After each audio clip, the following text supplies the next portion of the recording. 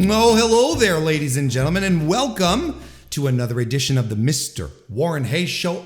I, of course, am Mr. Warren Hayes, and it is a pleasure to welcome you to another edition of this pro wrestling podcast where we go over bits and pieces of stuff happening in the great, wacky world of pro wrestling right here on youtube.com/Mr. Warren Hayes or on your favorite podcast application, because the audio is out there as well in audio format. Listen, if you're watching this on YouTube, consider giving a like and a subscription here on the channel. I would appreciate that a great deal. You can even become a member of the Mr. Warren Hayes Show channel here as well. A little more support, a little more extra content for you as well, because you get members only stuff available just for you. So these are all great things that we can do all together just by showing a little bit of support on the YouTube side. And, you know, podcasts, well, 5-star reviews on Apple Podcasts, 5-star ratings on Spotify, help out a great deal, help the podcast grow, really. And that's all we want, don't we? It's to grow and to improve and become better, right? Indeed. That's what we want. Otherwise, you can become a member of the Mr. Warren Hayes Show Discord for free. That's not a big deal. You just hit the link in the description, come and join us. It's a good time. We have a lot of fun. We talk about pro wrestling quite a bit. Not just pro wrestling, sports, movies, all sorts of stuff. All sorts of interests get discussed there. Not just the pro wrestling, but do come and join us. It's a good time. Also, check out my latest article over on voicesofwrestling.com. I wrote a CM Punk SWOT analysis, which was pretty fun to do. Of course, SWOT analyses are very corporate-y, but I thought it'd be fun to do a little interesting exercise there. Where and look, you can go check it out and read it and enjoy it. I think it's pretty good. Of course, I wrote it. Voices of Wrestling, voicesofwrestling.com is where you'll be able to find that. Of course, I will also be here on Thursday for the Dynamite review. So if you subscribe to the audio feed or to the YouTube channel, you won't miss out on that. I do that every Thursday as well. But tonight, we've got a lot of stuff to cover. We're reviewing 3 shows. New Japan Pro Wrestling Capital Collision, New Japan Pro Wrestling Collision in Philadelphia, and Impact Rebellion 2023. We're also going to talk about CM Punk. We're going to talk about the rumors of the AEW Saturday show. We got all of that on the docket coming up. So folks, thank you for being here. Let's get right into the weekly wrestling inspection.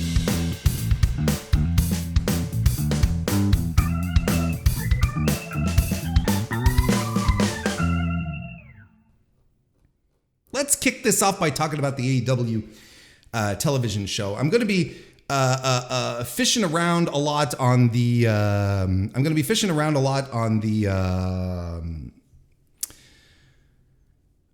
What's the word I'm looking for? On the Observer. There we go. Because the Observer sort of summed everything up pretty clearly last Friday when the digital edition came out. So I'm going to read verbatim here regarding the reports on the AEW television show, which is allegedly upcoming. Regarding the new Saturday show, says Dave, what we know is that the July 8 Regina tapings at 6 p.m. Central Time. Since you advertise a start time at least 30 minutes before cameras roll, that would indicate the new show, if it does happen, is now slated for either a 7:30 p.m. or 8 p.m. Eastern start time, most likely the latter. We are under the impression that this deal is not 100% finalized, but it has been talked about for months. So there you go. So that's interesting right there. I mean,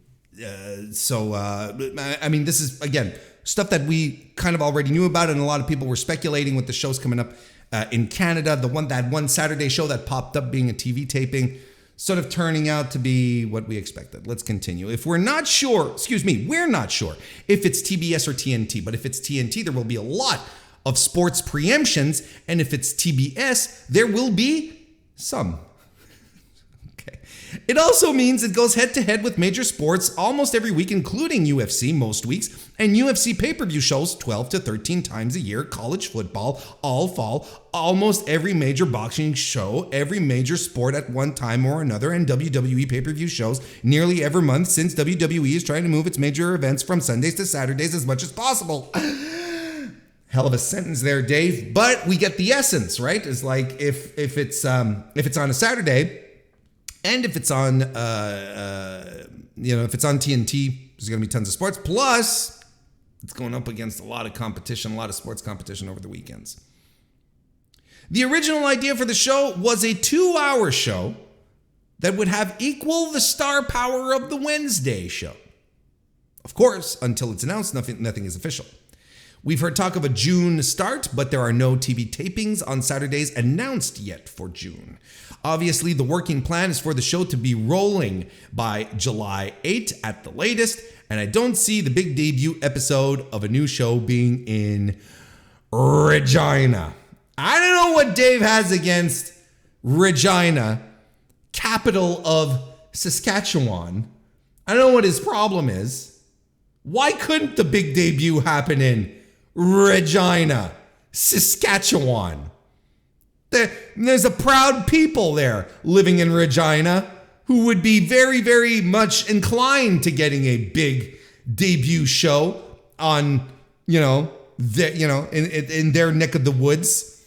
Nothing happens in Regina. Are you telling me they couldn't fill up any venue with the announce of television cameras showing up in Regina? I mean, God bless Regina. Doesn't it have like one of the highest crime rates per capita in the entire country? It's like one of the top most violent, crime-ridden cities in Canada, but per capita, right? Per the number of people, I think. Crimes per person. CPPs. That's the acronym you're looking for here.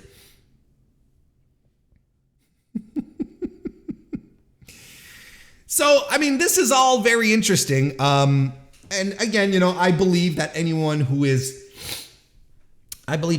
complaining that, I believe that anyone who complains about, another television show, as opposed to not being, not thinking that it's a good business strategy, if you have arguments to support it and whatnot, that's a whole other thing.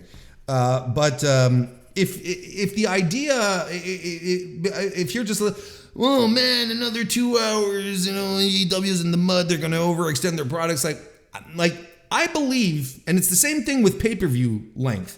I believe the amount of wrestling content out there, anyone who makes comments about it is a content creator, is a reviewer, is a journalist. It's just someone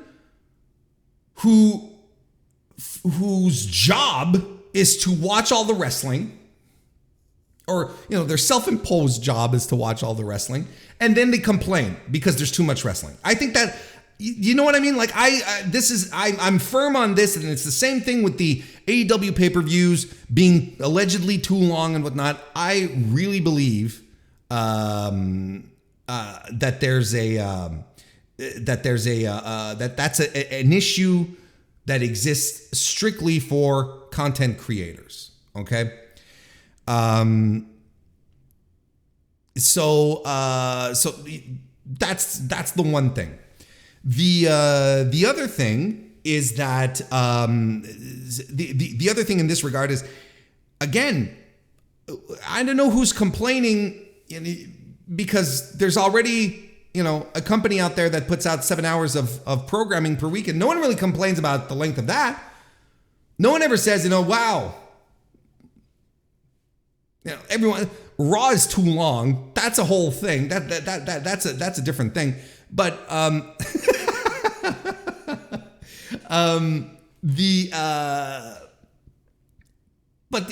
like WWE on a weekly basis, if you just count the three major shows, and we're not talking about main event and whatever ancillary programming they produce, it's 7 hours of TV, live TV a week.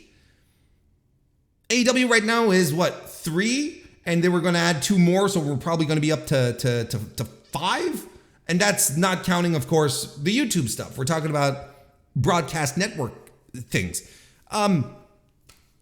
Again, I don't see out of the gate an issue with it if there is an appetite for it, if Warner Bros. Discover Bros. Is ready to shell out the money for it, and they're good to go with it too, right? If they're like, sure, Tony. What it does tell me is truly and sincerely that Warner Bros. Discovery was not at all interested in the Ring of Honor brand. Because if Tony did negotiate with them and say, look, I've got Ring of Honor wrestling that we could put on TV for 1 hour, for 2 hours, and we're good to go. Well, that's, and Warner Brothers goes, no, but then they go, hey, why don't you give us 2 extra hours of AEW programming? Now that's a whole different concept. That's a whole different story. And to me, that's indicative that Ring of Honor was, as a brand, just was completely uninteresting for Warner Brothers, right? And I'd argue that that's absolutely the case still today. And that we're actually getting proof here is what I'm trying to say.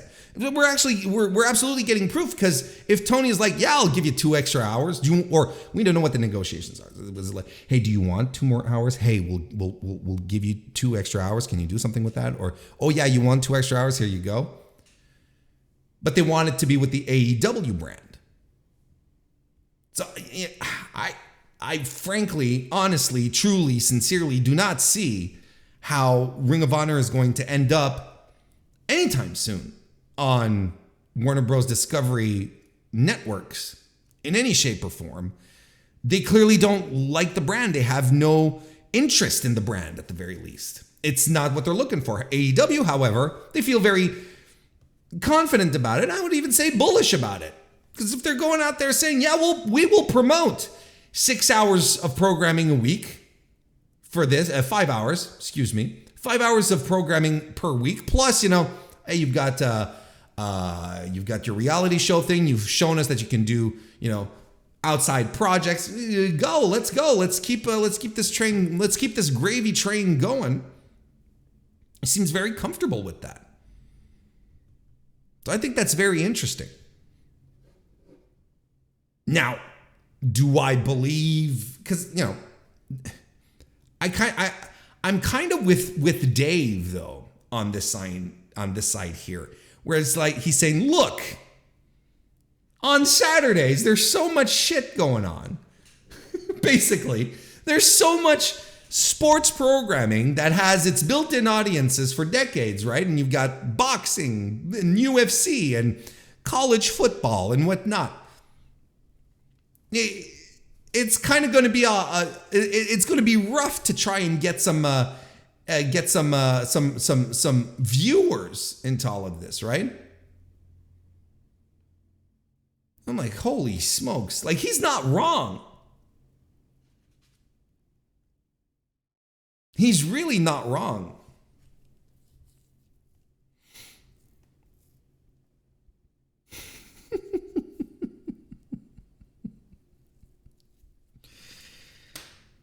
But hey, that's kind of where I am right now on this thing. Because look, as it stands, we'll probably get an announcement very soon. We're going to get a week of Tony Khan has an important announcement on Dynamite, the kind of stuff. That's, we're going to get some kind of announcement soon. We'll talk about it more when we get there, and we'll discuss it once the ratings start coming in. Once we get a couple of weeks of programming from this new show, which everyone is assuming is going to be called Collision because there was a trademark that was set up for that. We'll talk about it again. This is going to be interesting. It's going to be an interesting development, a little interesting wrinkle in AEW's business moving forward. Anyone who's going around saying, oh, they're overextending themselves, I think Tony Khan might be overextending himself. Booking 4 different wrestling shows at this point: Dynamite, Rampage, Ring of Honor, and Collision. That's and then on top of that, like all his regular duties in regards to AEW and the soccer team, the Jags. Look, we all know the jokes. We all know, we all know what the jokes and the memes are that explain for his incredible superhuman stamina. But even at that point, that runs out. I don't think it's, I think it's interesting. I think it's a good sign for AEW's business. Like, at this point, I think the negotiations, the deal moving forward with Warner Bros. Discovery moving forward, I think the new licensing terms are going to be very much in favor of AEW. I think they're going to be getting a raise. So I think that there's nothing really from a business point of view that has me doubting that this is going to be a bad thing, right? I don't think so. But from a creative standpoint, well, I mean, there's a whole other angle to this as well. Now, all this TV talk is fun and whatnot, but what does this all somehow manages to link all the way back to the rumors that CM Punk, Phil Brooks, is returning to AEW. Again, we're going to go back to the Observer because, again, Dave did a wrap-up of the whole thing. As reported here in the past 2 weeks, a Punk return is largely expected. What did I say? Accepted. As reported here in the past 2 weeks, a Punk return is largely expected. It's a tenuous situation because the dressing room issues involving him have not been settled at all at press time. This was last Friday. The working idea was that the Saturday show would star Punk and that they would split crews to a large degree, right? This soft... I think it was the Fightful report that brought up the idea that it was going to be a soft brand split. History does show that splitting crews never lasts long, but in this case, the idea is to ease the dressing room problems. In this sense, those who have not made up would be kept on different crews and wouldn't have to interact with one another. Still, there are going to be instances such as pay-per-view shows or Wembley Stadium and some television shows where it has to be all hands on deck. Fightful then noted that the June 21st show in Chicago at the Wintrust Arena as a tentative date for a Punk return, which would be a Wednesday night Dynamite show. Chicago would be the market to do so, and it would be after the end of the NBA playoffs, with the final Wednesday night game scheduled on June 7, meaning a better chance to draw a big rating.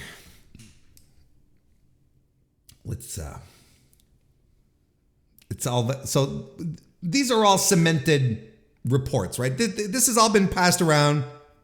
Everyone who's been reporting on this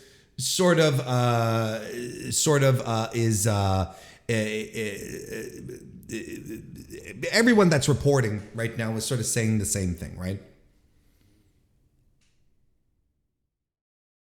Now, Andrew Zarian on the Observer, Observer Radio, I believe, said the following.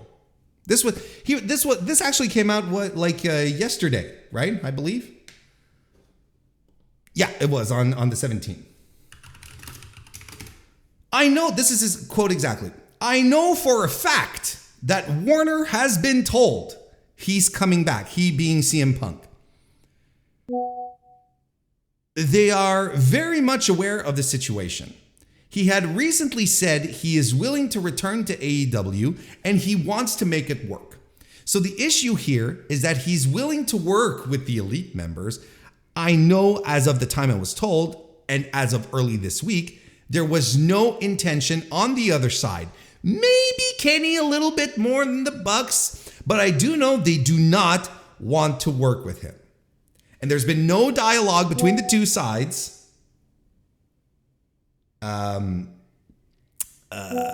no dialogue between the two sides, either regarding sitting down and making this work. So there you go. So Punk wants to work with the Elite is what we're getting here right now. And he's been pushing for the meeting, but the word out there is that the Elite do not want to work with him, right? So this is what's going out here. Now, there's been so much stuff and so much discourse and discussion about it in regards to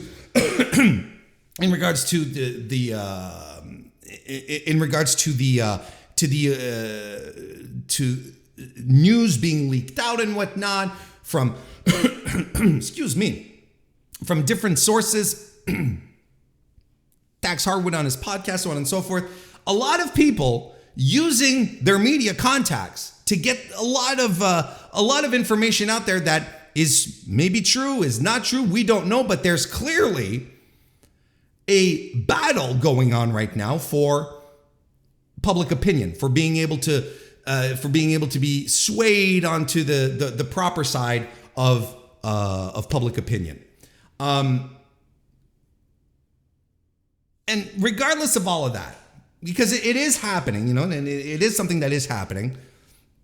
We're getting this concept, that Kenny Omega doesn't, he may want to work with him, but the Bucks absolutely do not. And I'm going to tell you one thing: if CM Punk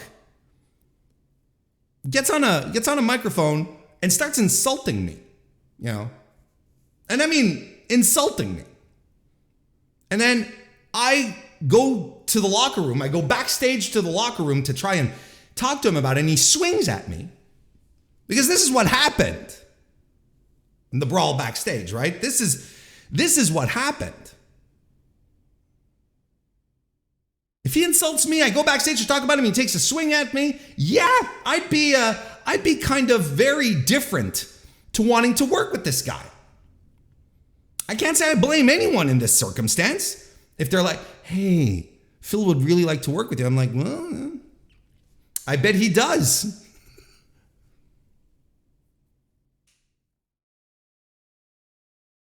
Because don't forget, on top of this all, like, regardless of what happened at All Out, like this is something that's been going on for a while, right? Because he went off script. In a promo where he called out Adam Page, right? When he was champion, when he had the belt, and he called out Adam Page, but Adam Page wasn't scheduled to come out. So what did he do? Adam Page didn't come out because it wasn't on the run sheet. Pardon me. Excuse me. I don't know what's going on. It wasn't on the run sheet. He was just going, okay. I mean, if Punk goes on a promo, starts and calls you out, and you can't do anything about it because you're following what the booker's saying. The booker's saying, no, you can't go out there. That's also an issue. I can understand why Hangman might be pissed off, and maybe he's part of this crew of people who don't want to work with him. Because apparently that created a lot of heat. And the thing is that CM Punk never got reprimanded for that. He never got punished for that. Nothing. All that he's done at this point is, he continued down the trail, went into All Out, won the title, did the gripe bomb, got injured in the process, was taken off of TV, because from all intents and purposes at this point, the only reason CM Punk has not been on television is because he's been rehabbing his triceps, I believe is the injury that he has right now, or that he had. From what we're gathering, he probably would have been back on television sooner than this, but now the injury's clearing up. He's being cleared to go. So it really does beg to wonder. You really ask yourself, I think, what if Tony Khan had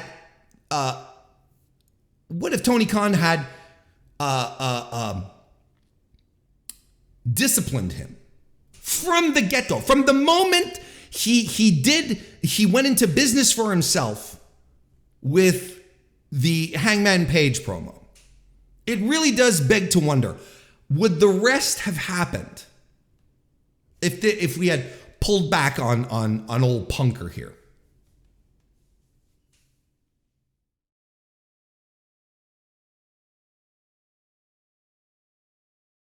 Could we have avoided all of this?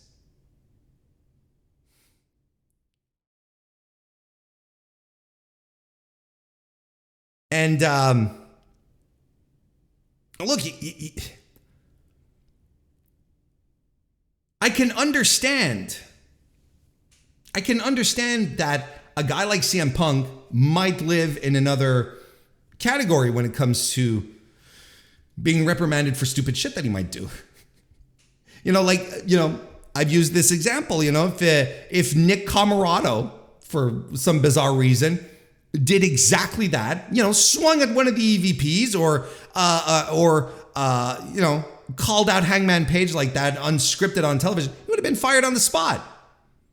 I'm not saying that Tony Khan should have fired CM Punk, could have done something, but the point being is that a star, and this is something, I'm not saying it's fair. I'm saying this is how it is. A star will always have a different type of, a different kind of, what's the word I'm looking for? Favoritism. There will always be favoritism. There we go. In that regard.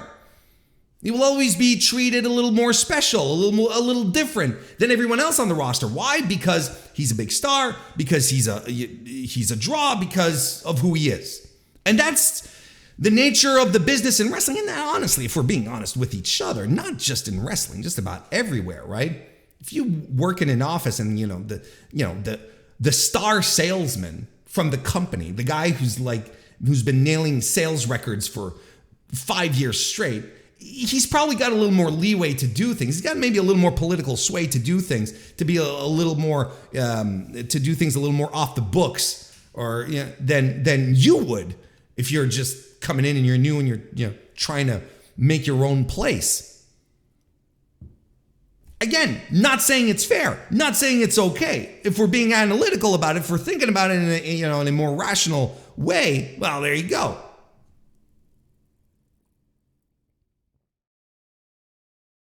So it all begs, like I said, I can't help but wonder at this point, if TK had jumped in at that moment, maybe there's a bunch of stuff that would have been avoided. And now apparently there's been a meeting between Chris Jericho and CM Punk with Tony Khan as well. And apparently I think it's Brian Alvarez who's reported this, as neutral mediators, a neutral party, FTR. I don't know what to tell you on that point. There was a meeting between all these people, and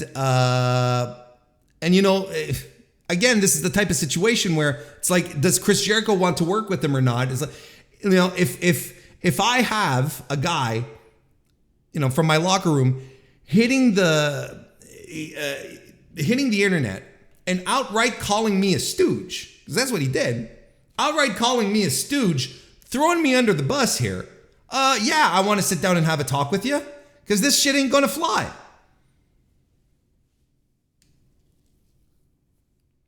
Then was like, oh, Chris Jericho is having his meeting, but not the Bucks and not Kenny Omega. But we don't know what this meeting is about. I mean, I'm pretty sure where it's Chris Jericho going, look, buddy, this can't happen again. I'm not going to be able to work with you if you decide to go off on tangents like this and just like go off on these scenarios in your brain. Look, I wrote an entire article on, a SWOT analysis of CM Punk and the company.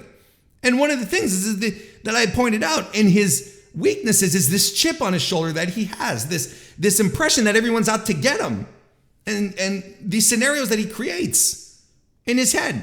It's happened before, and it's happening again. This idea that people are just out to get him. I don't understand.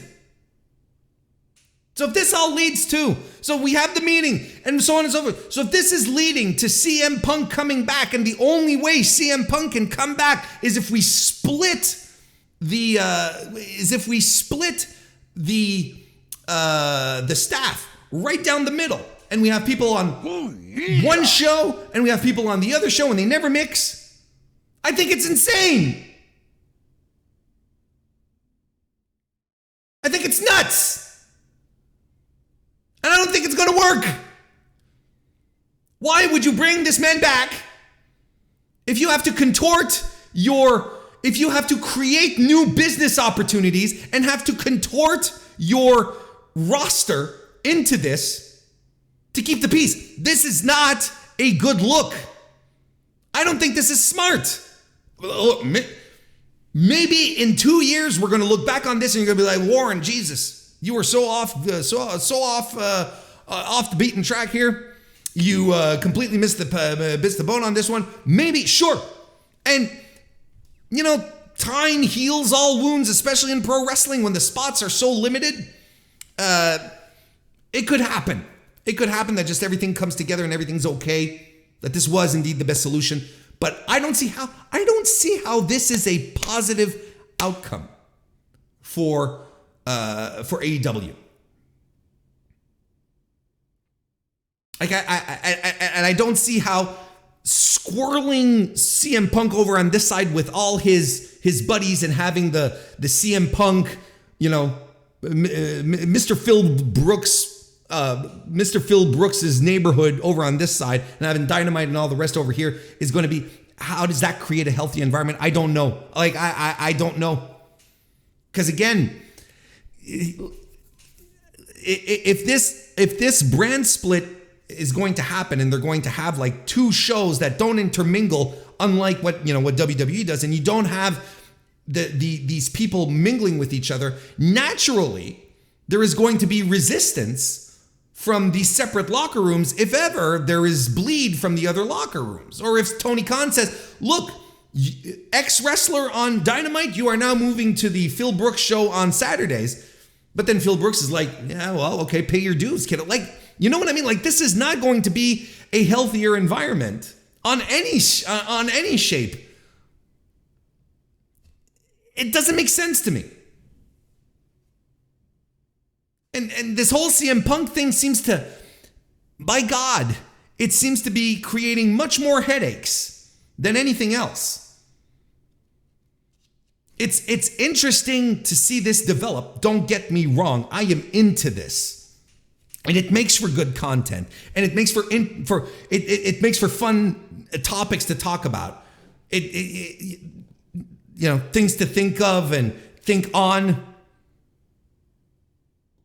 But this is a wild, funky time right now.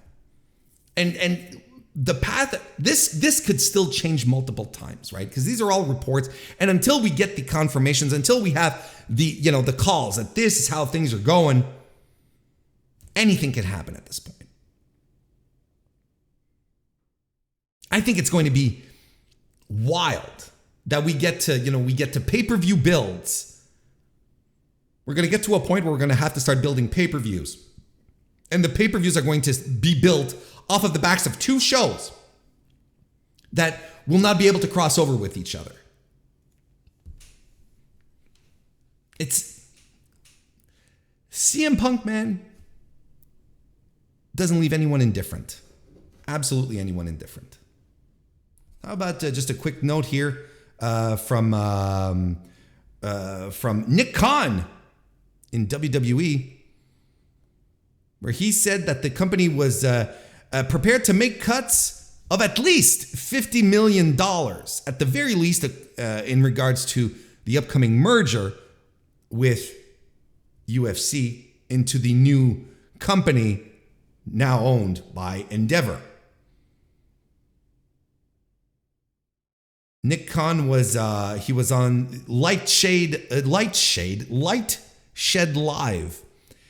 Nick Khan gave a rough estimate of how big these expected cuts are going to be. Quote, if you look at what Endeavor was able to take out cost-wise from UFC in 2016 or shortly after that deal was done, we have the same expectation here. We think 50 million is a really conservative number. We have integration teams now. We're going to get those in shape. I think we'll have a better sense of it in a month or two. We're going to be pretty aggressive with them to make sure that for our shareholders and for our company, our organization is as lean and mean as possible. And we're going to try to rely on the Endeavor flywheel to make up the rest. There's been hearing a lot of flywheels.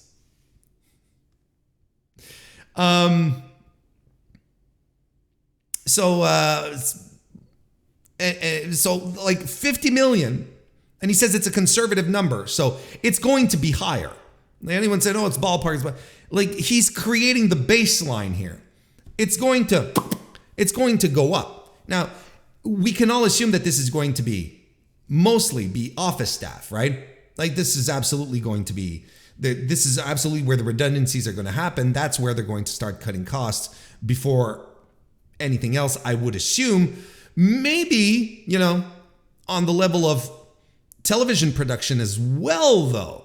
Because again, would you really be running two different production organizations? I'm not necessarily talking about specifically cameramen or stuff like that, but the gear, the roadies, the road equipment. There's probably a lot of stuff in production as well that might get sliced off here.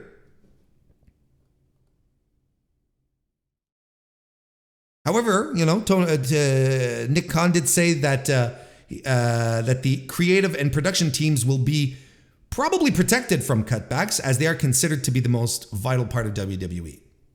Quote, the most important thing is to leave the product untouched. Untouched meaning if Triple H and Kevin Dunn want to evolve it, great. But in terms of cutbacks there, that's not what we're looking to do. Again, now, people who are outright saying, oh, see, he just said everything's fine. They're not going to do any cutbacks, right? They're not going to cut off any talent. They're not going to touch the shows. He said, well, we're not looking into that. This is going to be Triple H and Kevin Dunn's call. He's basically, I haven't seen any guarantees because I've seen people say, oh, he said that we're not going to do anything. Because look, again, this is what he says. The most important thing is to leave the product untouched. Now, he didn't say, I want the product to remain untouched. He says the most important thing is to leave it untouched. Untouched meaning, if Triple H and Kevin Dunn want to evolve it, great, but in terms of cutbacks, that's not what we're looking to do. So he said, if Kevin Dunn and Triple H want to move forward and they want to do great things with it, that's fantastic, but we're not looking to cut there. But we just might have to if we can't make it elsewhere. So like in any corporate merger, I don't think anyone should be surprised here in the sense that he's going to, that people were going to lose their jobs. This is an unfortunate reality of corporate mergers up and down the board. It's like he says, these integration teams come in, they do evaluations, they see what's redundant, and then choices are made.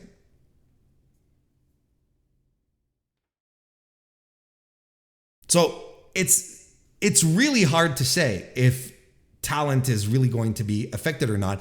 But, I don't see a reassurance here from Nick Khan saying, oh, no, don't worry, everything's, don't worry, we are absolutely not touching it.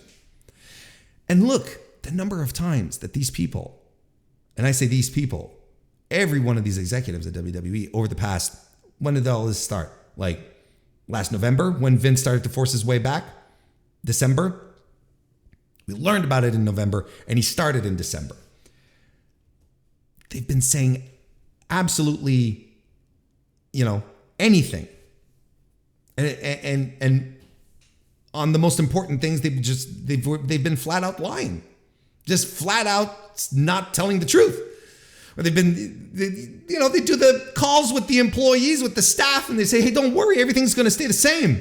Next thing you know, Stephanie does the call, she says, don't worry, everything's going to stay the same. Next thing you know, Stephanie's fired. She's gone, excuse me. Vince is like, oh, no, I just want to come in and to spearhead the sale, and get best value for the shareholders and strategic alternatives and all that. But I'm just here to pilot the sale. Not just here to pilot the sale. He's back in control. And you can't trust a single thing that these people have been talking about. They have a horrible track record. And the statement to me is just vague enough. It's non-committal enough to say that talent is not going to be affected, that the production side is not going to be affected. Oh, he said, look, if Triple H because he's basically saying, if Triple H and Kevin Dunn want to do stuff, it's up to them. But I'm not looking to do any cuts, but it'll be up to them.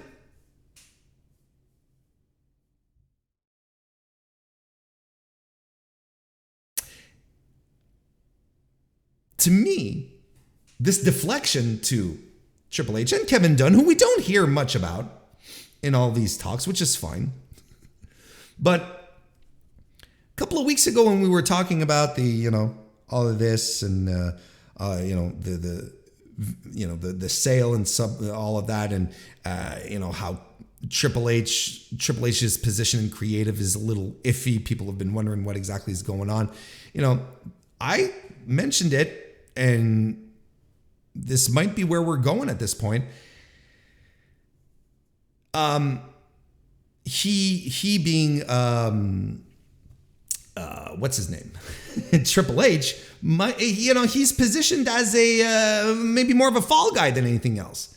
He's probably that's what I had posited, that he's probably being positioned more to be more of a fall guy than anything else, like the next John Laurinaitis, right? Whereas you'd think they'd be trying to protect him more because the fans rally behind the guy.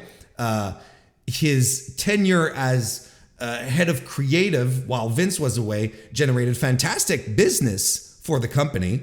And people, right now, WWE fans attribute the good things to Triple H and the bad things to Vince. But he's going to turn into be a fall guy. It's going to be, it's going to be him at some point that people are going to start pointing fingers to, because it's not going to be Vince who's going to take the fall for anything. It's not going to be Nick Khan. Johnny Ace ain't back.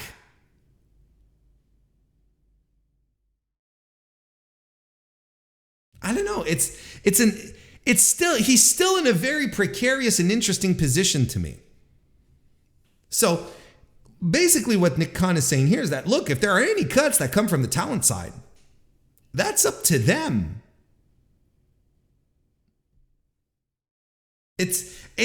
I find the statement is a little more loaded than what people let on. Got a little interesting little tidbit of information here on the cusp of a huge Stardom show this weekend. We had the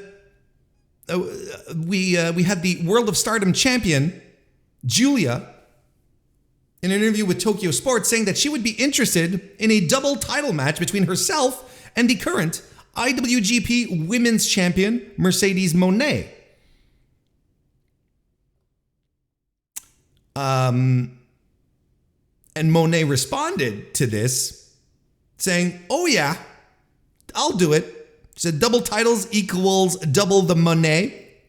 Oh, and Julia, because she spelled it wrong. I think that's part of her gimmick now. And she just mispronounces the name of her opponents, which I'm completely for. She says, this is my country now, bitch.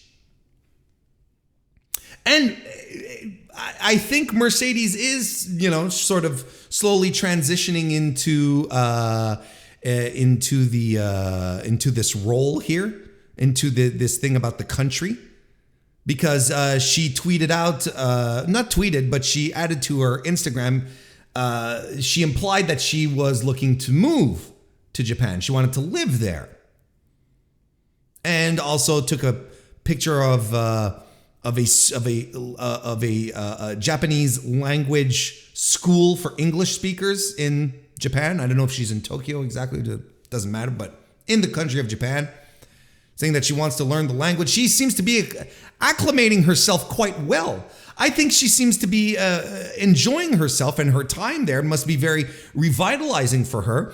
And now, slowly getting into a match with Julia, which would be fantastic in a lot of minds of Joshi fans. This would be a bit of a dream match.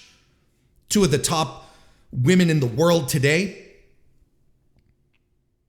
And she's currently renegotiating with Bushiroad to continue wrestling. The Observer was reporting that the match against Mayu this weekend is the final match on her contract with New Japan and Stardom, Bushiroad if you prefer. But Dave Meltzer did report that they were in negotiations for one more match. Is this the Julia match that we're talking about?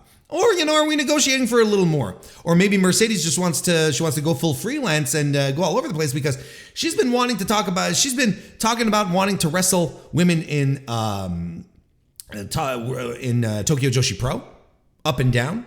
I think she'd be, look, she's clearly enjoying her time.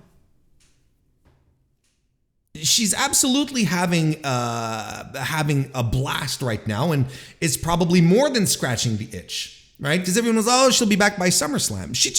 She might, but if she's planning to move to Japan, if she wants to live there, and if she wants to keep going and going hard, if you're going to run the WWE circuit, I don't think you move to Tokyo or Osaka or wherever. You know what I mean? Now, this could be all wishful thinking on her part on the, on her Instagram. Like, she didn't say officially, I am moving here. She didn't take a picture of her residency or whatnot. It'll be a little more complicated than that, but she's nonetheless very excited at the prospect of working Japan and continuing to work Japan. So why wouldn't she? I think there's a little more than just an itch she wanted to scratch, is the point I wanted to make. I think it's a little more of just like, hey, I want to go see how I'd fare here. I think she's faring very well. I'm pretty sure Bushiroad is happy with the results that she has generated as well from North American crowds. The influx of new members and whatnot. But I think there's a lot of good in this for her, and I think she's clearly on a path that she's happy.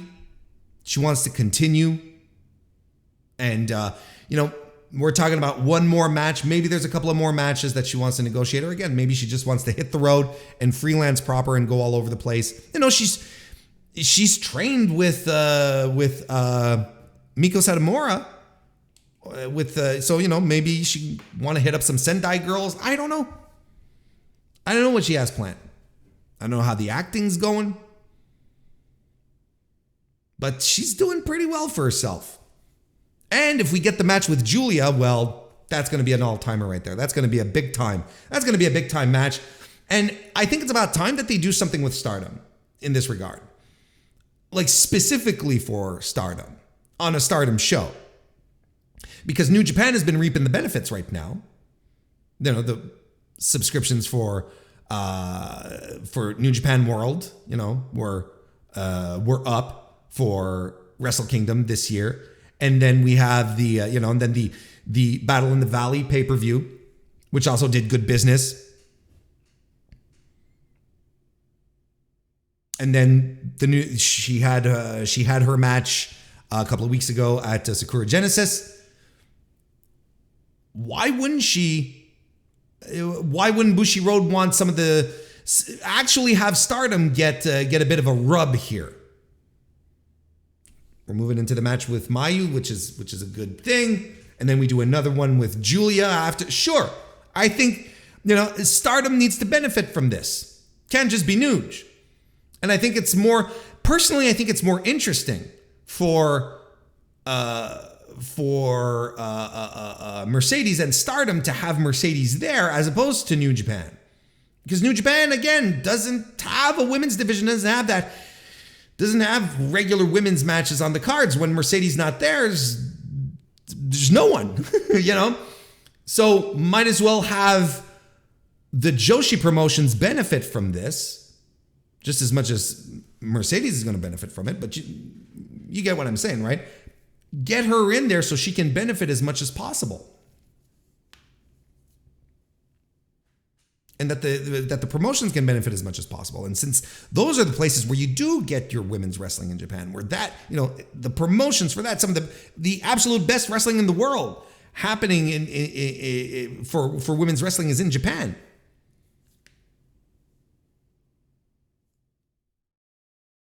I don't see why you wouldn't connect Mercedes more with Stardom at this point. They need to get this rub a lot more than New Japan does, in my opinion. It will be very interesting. It will be very interesting if to see this weekend if Mercedes drops the title. Because now for a lot of us smart fans, now that we know that she's renegotiating, or at least that's the report, right? That she's renegotiating, there's a bit more of a question mark on this match. Now we're sort of scratching our chins and going, oh, okay. So there is a possibility that she might lose this weekend. There's absolutely an opening here for this match to not go on Mercedes' side. It's going to be very interesting, very exciting. We are now going to start reviewing some wrestling matches, some wrestling cards, because there were 3 wrestling shows that I watched this weekend in across the globe. Dorian E., nice to see you and welcome. New Japan held 2 shows in North American soil this year. This weekend. They had more than that this year. But this weekend they had 2 shows. And the first we're going to talk about is New Japan Capital Collision, which happened on April 15 in Washington, D.C. at the Entertainment and Sports Arena. Not the Sports and Entertainment Arena, mind you. It's something different. I thought this was a very good show. I thought this was a very, very, very strong show. It was carried by a few matches, actually. But let's just go ahead and talk about it. Let's break it down. Go over the matches, give you a few thoughts here. First of all, even before we get into that, Veda Scott was added to the commentary table here with Ian Riccoboni and Alex Kozlov, and she was fantastic. And I could take a lot more Veda on commentary for New Japan shows moving forward. I like Veda. I like her a lot. I think she's an extremely good color woman. And she absolutely deserves the spot because she's fantastic. And thank goodness it wasn't just Ian and Kozlov and his mush mouth, because that would have been dire. No, she was, she knows the stuff. She does her research. She gets ready. She comes in. She's aware. She's full on. I liked it. I like her. So let's get into the matches. Started off with a 10-man tag team match. Let's just go ahead and call it a scramble. Gabriel Kidd, the Jet Setters, which is the name of the team of Kevin Knight and Kushida, Mike Bailey and Volador Jr., defeated the Chaos group of Chuck Taylor, Leo Rush, and Rocky Romero, along with Clark Connors and the DKC. That was a fun little opener that got the audience really into it. Let me see here. Yeah, there we go. There was some really hot offense throughout, and everyone worked hard in this match. Don't get me wrong, right? Like, it's one of these typical New Japan openers, but this one worked pretty hard. It went hard, and they worked well. The guys involved here. I thought the best spot of the match was a Doomsday drop kick by Kevin Knight and Kushida off the apron. I thought that was great. And Volador Jr. gets the pin on Rocky Romero. They're involved in a thing in CMLL. Like a dynamic, well-worked, hard-worked opening match, gets the crowd into it. And after the match, Clark Connors, he seems to have had enough of the DKC, and he attacked them brutally after the match. These guys came up together in the system. They're friends, so on and so forth. That's the story here. Why Clark? Why? Well, we'd find out a little later why. Dave Finlay defeated AR Fox. I thought this was okay. I thought it was fine. Again, another well-worked, strong match here. I thought AR Fox looked fantastic. Dave Finlay worked hard. Like, it was okay. Nothing really bad to say about it, but I wouldn't lose my beans over it either. After the match, Fit Finlay cuts a promo about David Finlay. However, that would have been really awesome if Fit Finlay came in to cut a promo. But Dave Finlay cuts a promo about adding savages to the Bullet Club, not just pretty boys in t-shirts. And he officially inducts Clark Connors into the Bullet Club. Out with ELP, down with ELP, and up with Clark Connors.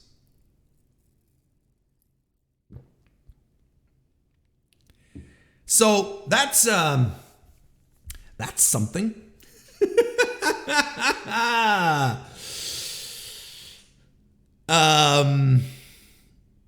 That was unique. That was definitely a unique little situation that I was not expecting. Look, here's the thing. First of all, the match itself, again, I thought was fine. And, I know there's a lot of people who are very, very sold on Dave Finlay as the leader of Bullet Club and everything new about him. And I'm not quite there yet. I feel like he has to win me over a little more. And since this is New Japan, the best way for you to win me over is to, pull out the work rate, give me some matches that I can sink my teeth into, and I'll be on your side, regardless of your look, or at least, a good look will help. But it's not necessarily the thing that I'm absolutely basing everything on. I'm getting off track here. He's motivated by this. Like, he is absolutely energized by this push, as he should. He's getting a massive push right now. So absolutely, he needs to, get all over this one, like tackle it, tear it down, make it his kind of thing. Really make it his Bullet Club. Because as it stands right now, I still have trouble feeling him as the leader of Bullet Club. I mentioned this recently, and I'll say it again. I still feel like Bullet Club is lacking its crown jewel. Jokes aside for Chase Owens. It's missing the guy, like that special guy. But I'm looking at what they're doing here, right? I'm looking at what at the booking marks as we're moving forward here, the steps that we're taking here. I think we're moving on to we're absolutely moving into a new era of Bullet Club, and we're trying to divest ourselves of things that attached the old Bullet Club to what's happening now. Look, but Jay White leaving New Japan is leaves a huge hole in what Bullet Club had grown into, right? Now it really feels like we're starting over with a new crop of guys. And this has been, it's been a call from New Japan, management for about a year now, where Gedo has been asked to push new guys, put new guys up at, at the top of the card, trying to see, can we expedite the Young Lions excursion process? Can we make this go faster, or so on and so forth? There are all sorts of solutions to try and cycle new guys into the promotion as people you should be invested in, like Shota Umino, for instance, right? Like Ren Narita, for instance. They're doing this with Dave Finlay now. Look, Clark Connor being brought into Bullet Club is also a sign of that, if you ask me. So we're really seeing some sort of next evolution, next generation of Bullet Club happening right now. So it feels maybe a little strange for a bunch of reasons, because as opposed to, let's say, when AJ Styles took over Bullet Club, there was still a core of very solid Bullet Club members, like a good solid background team. Same thing when Kenny Omega took over. Same thing when Jay White took over. Now it feels like the slate feels practically clean. Getting rid of ELP is another, El Fantasma is another sign here, because that guy is super charismatic and getting over as a babyface. Like, you could not keep him in Bullet Club without him outshining the rest. So I think and maybe he's a little more associated to the Jay White era. I mean, he's made a point of it. He had made a point of it leading up to his expulsion, I should say, where he was talking about, you're not the leader. You kicked out Jay White, and I'm not sure we did right by him. And that's essentially the promo that Dave Finlay cut on Saturday and Sunday too. It's like, we're changing the face of Bullet Club. I'm doing something new. This is my Bullet Club moving forward. So maybe we're going to have to grow into it. Maybe Dave Finlay is the crown jewel, and he hasn't been polished off enough to just be able to see it.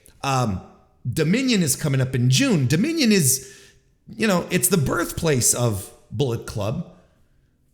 Maybe they got something big lined up for that. I don't know. Or, maybe Bullet Club transitions into another type of role within New Japan, but it's not going away. New Japan is still very, not New Japan, but Bullet Club is still it's a merch seller. It still generates money for everyone involved. There's still there's Bullet Club in Impact. There's Bullet Club in AEW. Like, it still exists. It's still a thing. They're not doing away with it. Absolutely. I'm just not, I'm not sold entirely just yet on Dave Finlay. But I think he's got it. Like, I think he's going to grow into this. He's going to get confident. And what he needs are the big time matches. And he needs to make those matches his own. Because we know he's able. We know he's capable of having great matches. I mean, the one with AR Fox was not great. Was fine. Was good. Strong effort. Enjoyable. But it's not one where it's like, yeah, okay, here we go.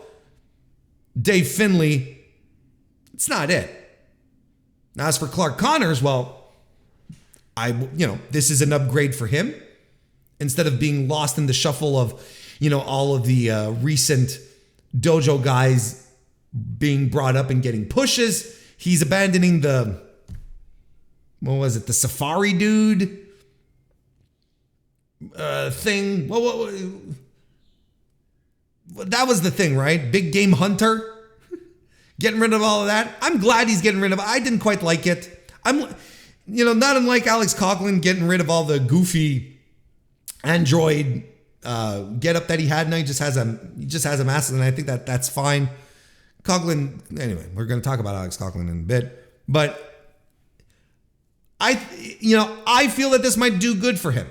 I feel this will be a good thing for Clark Connors. Going to make sure he's not just left out in the dark here, being in Bullet Club. Maybe he'll be the new pin taker instead of Chase. Then we had the New Japan World TV title match where Zack Sabre Jr. successfully defended it by defeating Filthy Tom Lawler in a fantastic match. This was a match that had me out of my seat. I thought this was great. I thought this was absolutely fantastic because both guys are reflections of each other in very similar ways. I wouldn't say like they're not exact carbon copies. They're not clones, but they definitely play off of each other and each other's strengths. One guy is both guys are cocky, good senses of humor. They're very sarcastic. Both guys have great grappling backgrounds but the thing that makes them different from your typical run-of-the-mill catch-as-catch-can wrestler is that both of these guys understand the showman aspect of pro wrestling. They understand that you can't just grapple for grapple's sake. It's going to bore people to tears. You got to add a little pizzazz into it. And this is what we got here. Because what we had, if I went into Discord after I saw this match and I said, more matches like Zack Sabre Jr. versus Tom Lawler, please. Because what you get here are two guys who are master grapplers and doing the grappling thing, hitting the mat and twisting each other into knots and in and out of holes, the transitions and blocks, and they're doing it all. But with flair, with an entertainment value, knowing that the audience that's watching you right now should not be bored. And they pulled off a fantastic match. Now, I'm pretty sure this is going to end up being one of these matches where rating scales don't work. Because, look, I don't know, we'll probably see in a couple of days how many stars Dave is going to throw at this. But I don't think he's going to give it a 5-star rating. I couldn't even say this is a match of the year myself. But I'm looking at this and I am thoroughly entertained. I'm looking at this and I'm like, look at these two guys who complement each other very well, who understand how to be a fantastic pro wrestler, a fantastic worker, plus a great entertainer within the scope of a match. This was fantastic. Wrestling, counter wrestling, grappling, all to the end. Of course, we got some power moves. We got the Michinoku driver at some point, so on. But this was great, and I recommend this. Even though even though like this will not be on a match of the year list for me, I cannot but not recommend it. I think everyone should watch this match. It was a blast. Tom Lawler is fantastic. We know Zach's fantastic as well. And I know people get a little, this is something that I'm starting to hear more and more about, people getting a little unnerved. They always go to the near time limit, right? Because the TV title matches are all 15-minute time limits. Oh, they always get so close, but then in the last minute they get the pin. It's like, who cares? It doesn't bother me. I like the time limit. I like the sense of urgency. I don't care if they go time or Zach gets the win. Zach should be getting the wins. He's the champ. And he's looking great in the process, and he's elevating the title in the process. Everything's working. He's going to face Jeff Cobb now at Dontaku in a couple of weeks. It's great stuff. No, it's not a title for young'uns, as they said it was. No, absolutely not. But I'm going to tell you, right now, I couldn't see this title performing better at this stage right now than with anyone other than Zack Sabre Jr. Now that you've seen a stretch of Zack defending the title. How was this not the perfect choice? The title feels fun. It feels fresh. I have not seen anyone watch a New Japan show and then go, ugh, it's a TV title again. No one. The match is all 5-star classics? No. Haven't been any duds, I'll tell you what. Anyway, go check it out. Then we had Tomohiro Ishii defeating El Desperado in another fantastic match. Back to back. Just fantastic matches. No shocker here. Two of the most unsung workers on the New Japan roster. Well, I don't think, is Tomohiro Ishii an unsung worker? I don't think so. I think anyone who follows New Japan, pro wrestling from Japan, know who Tomohiro Ishii is and how much of an MVP he is. Maybe, okay. El Desperado, I don't think he gets the flowers that he deserves, though. I think he's starting to. I think there's a very vocal contingent of people who are suddenly realizing that El Desperado is the shit. This match ruled. It was brutal. A fight. Power slams, power bombs, spine busters, Germans. German suplexes is what I mean.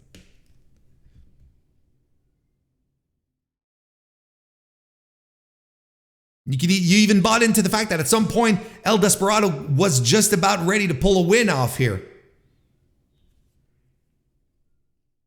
Because he goes for a pinche loco when he lands it, but he says, oh, this is Tomohiro Ishii, I got to land a second one. That was his mistake. Ishii fought out and tackled him with a headbutt, which is great. Enziguri, huge lariat, and the Brainbuster got the win. Just, you like two guys beating the shit out of each other? This is one for you. Again, just a great match. Fantastic.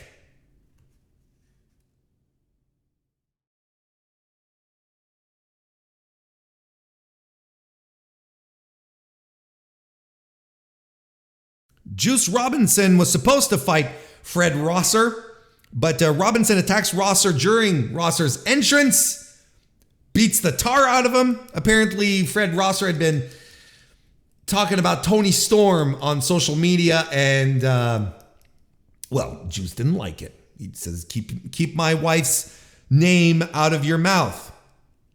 He pile drives him on the stage, he whips him with the belt. Robinson even punches the ref and beats him up. And now, this is Juice's thing, because he does it again on Sunday night at the Philadelphia show. He has a stack of quarters.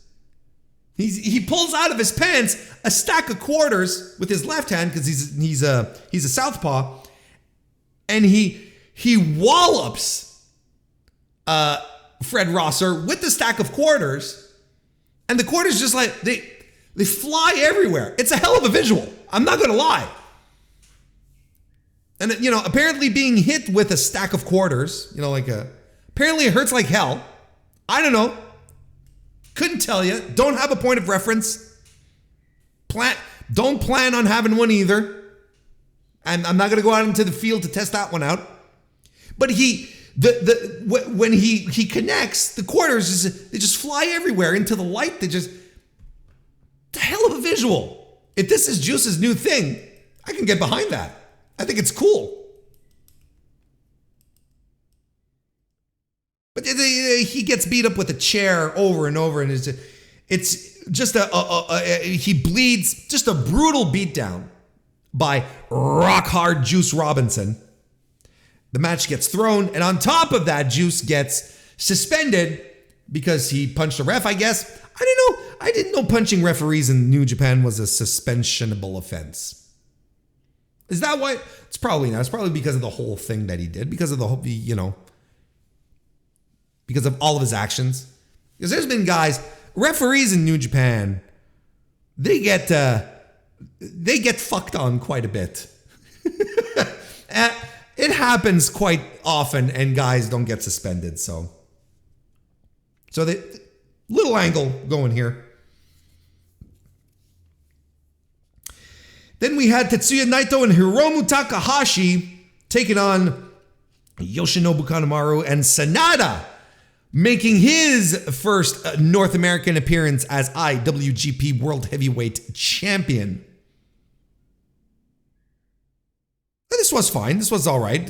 Felt a little bit like a Road 2 match. It was all right. I don't have many much thoughts on it. I'll tell you, Sanada looks like a champion. You cannot take that away, but I don't know if it's the feel of the venue. He didn't come across as this inevitable star, though. He's got charm, he's got the looks, he's got the build, he's got the talent. But as I mentioned after the Sakura Genesis show, on that review, I feel like the jury is still out on Sanada. In my case, he absolutely still is. And from what I saw at the Capital Collision show, I didn't see anything that made him stand out necessarily. Now, again, he's like, third or fourth from the top. It's a tag team match. They're third from the top. It's a tag team match. They get the win, he and Kanemaru over Hiromu and Naito. It's more of a Road 2 thing than a singles match where he absolutely has to shine, right?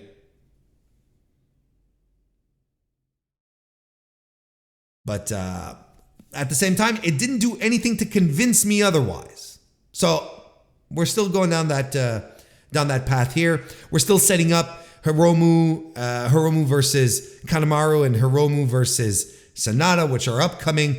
Hiromu and Kanemaru, I believe, is a match that is going to happen on the Road 2 show for Dontaku, on a Road 2 show to Dontaku.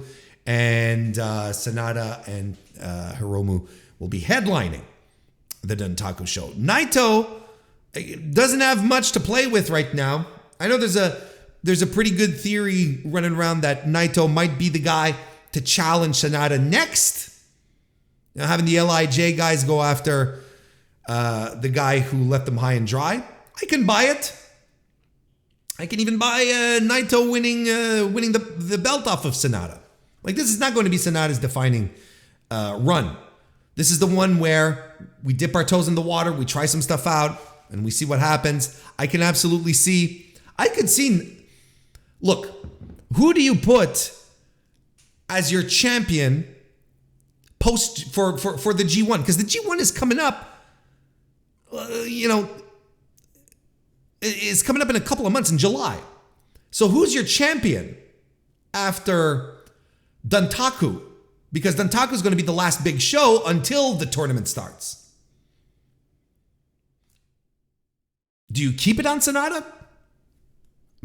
That'd be a bold move, because then that would practically guarantee that Sanada would be headlining Wrestle Kingdom, which again I would feel is a bold move.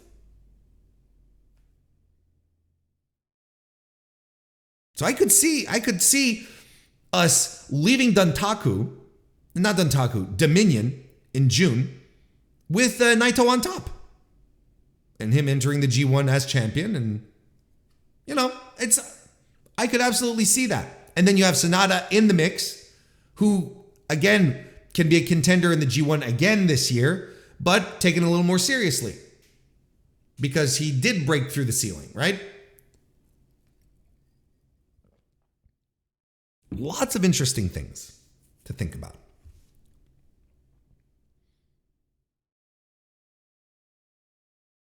And we had the New Japan Strong Openweight title, where Kenta successfully retained his belt against Eddie Edwards. I'm going to tell you, this match did not hit with me. It didn't connect. There's strong exchanges. The work is strong. Again, in this, I can't say that, these guys were phoning it in or whatever, but the luster isn't there. And maybe it's because of where these guys are landed in their careers. I know a lot of people still get very excited in regards to Kenta, and I don't know. And it's weird. It's weird when you think about this. Like, Eddie Edwards was a Noah guy, right? He wrestled in Noah in the mid 2000s. Was it the mid 2000s or late 2000s? I'm drawing a blank. And Eddie Edwards was a Noah guy. Kenta made his name in pro wrestling Noah. So we have a Noah match in New Japan in the year of our Lord 2023. Which is wild. And I've talked about Kenta a couple of times. He's adapted his style. This is not the Kenta that once was. And I actually feel like this is a guy who phones it in sometimes. I don't think he phoned it in on at the show, but I don't think he put in his tip-top best effort either.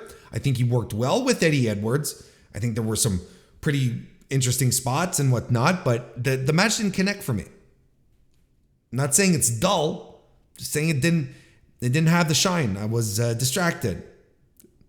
Ends with a ref bump that leads to Kenta low blowing Eddie Edwards and whopping him with the belt, then landing the GTS for the win. So I don't know. I'm very low on Kenta these days.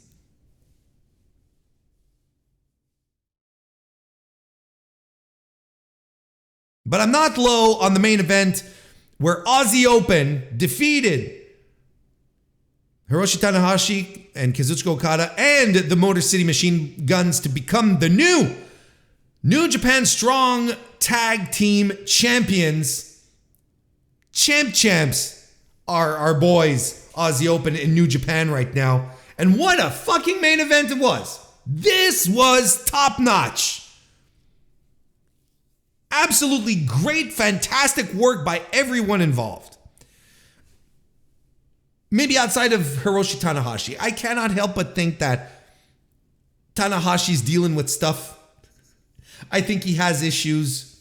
I think his health issues, his body's catching up with him. He can't go as hard. He can't go as quickly.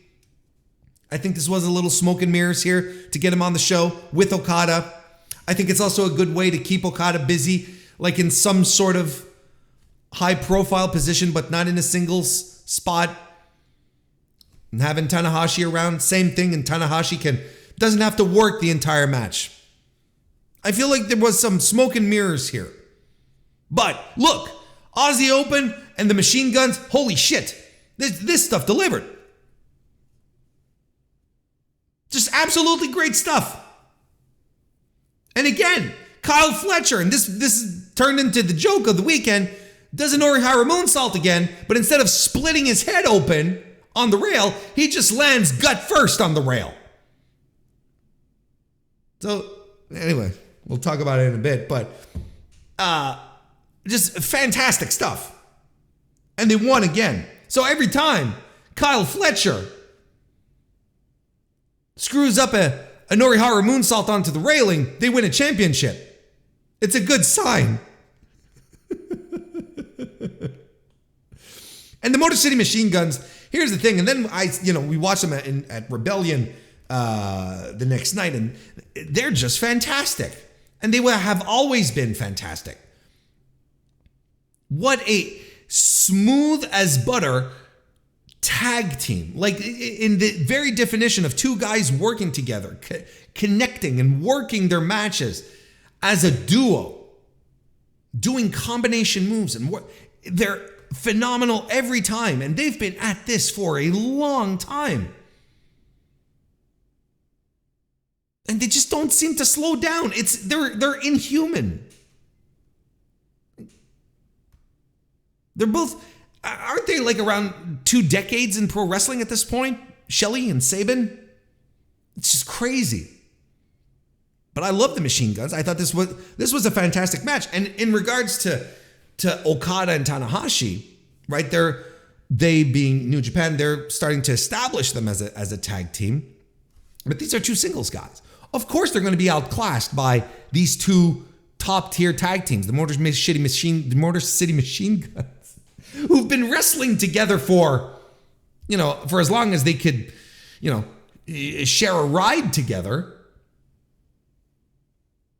to Aussie Open, who are, arguably one of the top 5 best tag teams in the world right now. I'd probably put the Machine Guns up there. Their output has been phenomenal. Everyone here was phenomenal. So, coming back to Tanahashi and Okada, of course they're going to be outclassed. Of course they're not as smooth. With Tanahashi calling spots and should we do this? He's not a tag team wrestler. Okada's not a tag team wrestler, and you're put in a match with 4 other guys who are tag team specialists. Everything worked here. This was the natural outcome. It all made sense. I loved this match. It was a great way to end the show. A very good show. Despite my little reservations, this was a very, very good professional wrestling show. Capital Collision 2023. In regards to New Japan Collision in Philadelphia, I can't be as enthusiastic. This show took place the next night, or in the afternoon, really. Late afternoon, early evening, what do you want to call it? Anyway.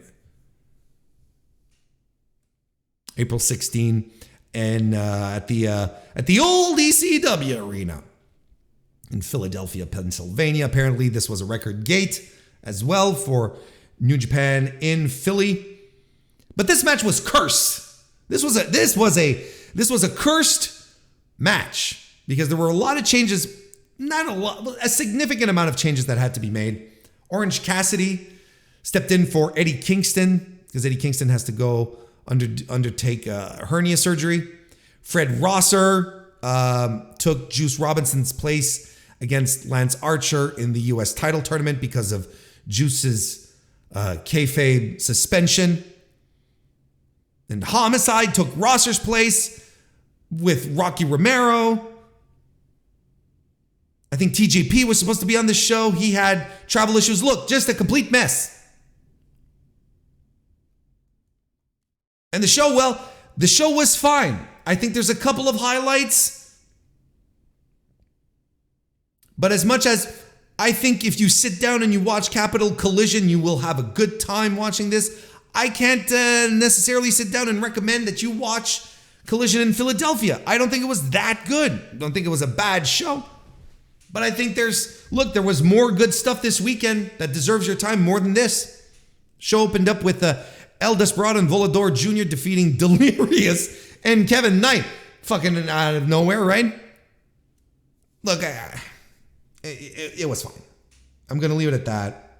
Great work all around. Delirious getting his spots in and doing the goofy verbal, non-verbal stuff. But I'll tell you one thing, and I'm not the first to say this, but it deserves to be underscored. Kevin Knight has all the tools. Kevin Knight has all the tools to just be a big-time pro wrestler. God, this kid is great. He is fantastic. I want more and more of him on my television.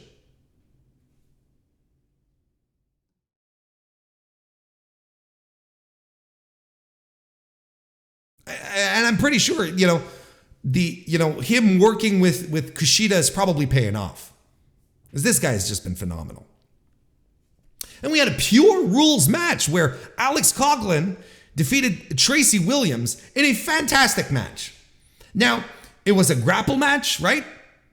It was a lot of mat work. And if you juxtapose it to what happened the night before with Zack Sabre Jr. and Tom Lawler, these are two entirely different type of grapple matches.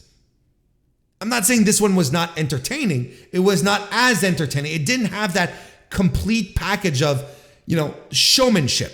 But what these guys put on was fantastic nonetheless. Like, absolutely fantastic. And, Tracy Williams, I'm glad that he's getting some TV time on Ring of Honor here. And so I'm glad that he's still at it. Unheralded as far as his talent goes. Alex Coughlin he's on the cusp of a big time push. When we're talking about guys like Clark Connors and Dave Finlay and some of the dojo fellas getting their pushes onto the main roster, you can feel that we're just on the verge with Coughlin. And he's using his strength as his gimmick, right? The thing where he's seated, his ass is on the floor, on the mat, I should say. He lifts a guy into a suplex position while seated and then stands all the way up while maintaining the suplex. Is just phenomenal. Plus, he's got the ground game. He's got the submissions. He's got all he's got all the elements to make him really, really, really, really special. A big, strong boy that I think is deliberately missing right now in pro wrestling. Well, deliberately. It's as if we were all. But I think it's the energy he brings and the way he portrays his strength is phenomenal. And that should get him over. He had a good showing at Bloodsport against Mox. I think he had some big shoes to fill and big expectations because we were, was supposed to be Davey Richards. And, he was put in that position. There was a bit of unfairness inherent to it, but I think he looked good. In this match with Tracy Williams, I thought he looked fantastic. And it was a great pure rules match. I got nothing to say about it. Bad. I got good things to say about it, but nothing bad to say. Even when they're throwing each other around with suplexes, power bombs. I love the spot. Coughlin, he powers out of a guillotine and into a pop-up powerbomb. That was awesome. That's what I'm saying.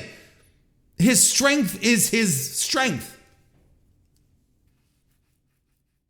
I'm glad he's dumped the over the tops, android, right? That's how he calls it, the android, over the top, wires and cables and noodles and whatnot. I'm glad he got rid of that shit. Now he's just a guy he comes out just with a robot mask, and that's fine. I wouldn't go any further than that. This is very good. Very, very good. I enjoyed this tremendously. We're going to say hi to Mr. Fantastic.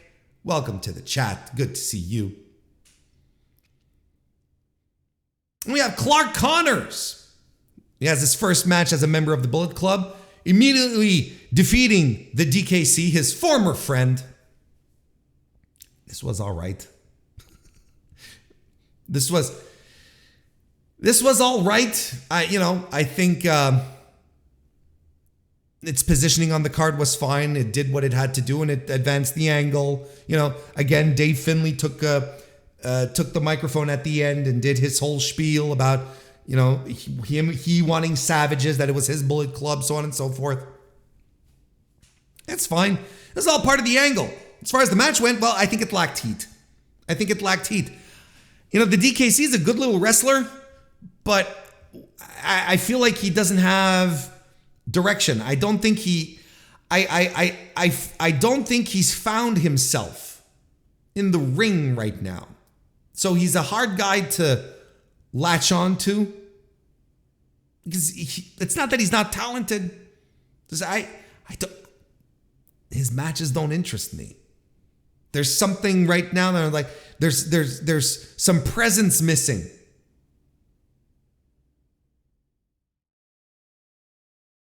Look, wouldn't worry about it too much. This match was all right. It was fine.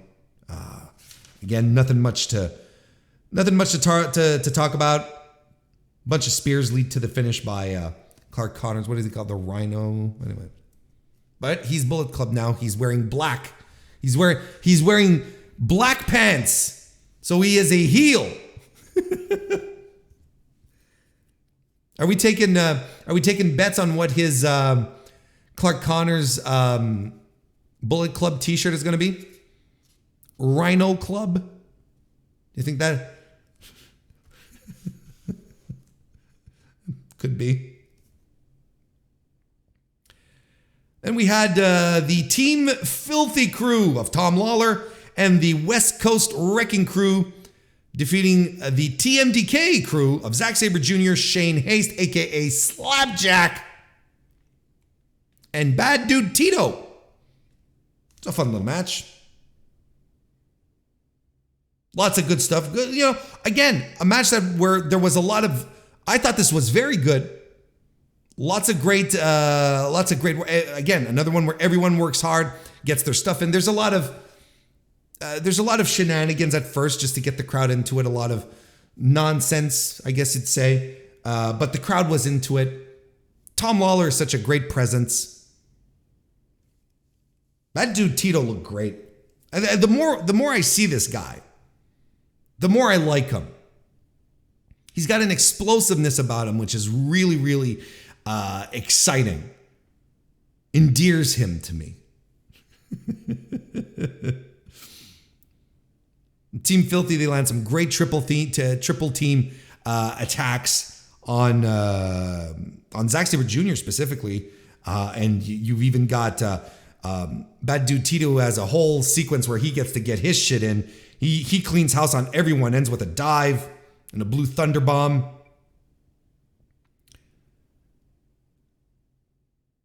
But Tom Lawler uses the NKO TB for the win. I like this match. I thought it was very good. Very entertaining. A lot of fun. Then we had the team of Sanada and Yoshinobu Kanemaru defeating Rocky Romero and Homicide. I've got nothing for you for this match. I don't know. It didn't do anything for me. And these are all wrestlers I like. This is why I'm a little concerned about the Sanada stuff. Nothing got lit up here. I don't know. Bit of a tepid one. Orange Cassidy successfully retained, I should say, his AEW International title against Gabriel Kidd. I thought this was good. But no, you know what? I thought this was pretty good. I'm thinking about it some more, and I think what really saved this match was the final stretch, the final third of the match, where Kidd is just like, he's pulling out everything to try and knock Orange Cassidy out, try and keep him down, and Cassidy keeps kicking out of pins and getting out of submission attempts. And the thing here is that Orange Cassidy is continuing the story where his fist is in pain, where his fist hurts, right? And he's going for it. He goes for the orange punch, and it's not quite as successful because it's hurt, and he hurts himself in the process. And of course, Gabriel Kidd tries to exploit it. So this is the ongoing tale of the international champion workhorse Orange Cassidy here, doing his best here to win with all his moves, but it's not working. Again, he has to use the mousetrap, just like he did last Wednesday on Dynamite to get the win. Because he can't, the orange punch is just not available for him right now. It's not working. He's in pain. So that's going to be his story. That's going to be the part of his downfall in regards to the title. Because the hand just ain't working.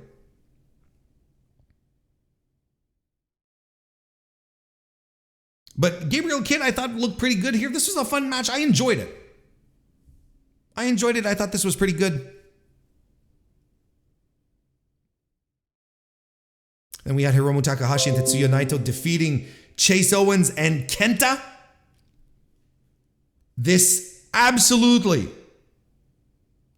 Look, LIJ plays to the crowd. They do shenanigans. They have some fun with each other. The crowd is into it. But this was absolutely a Road to match.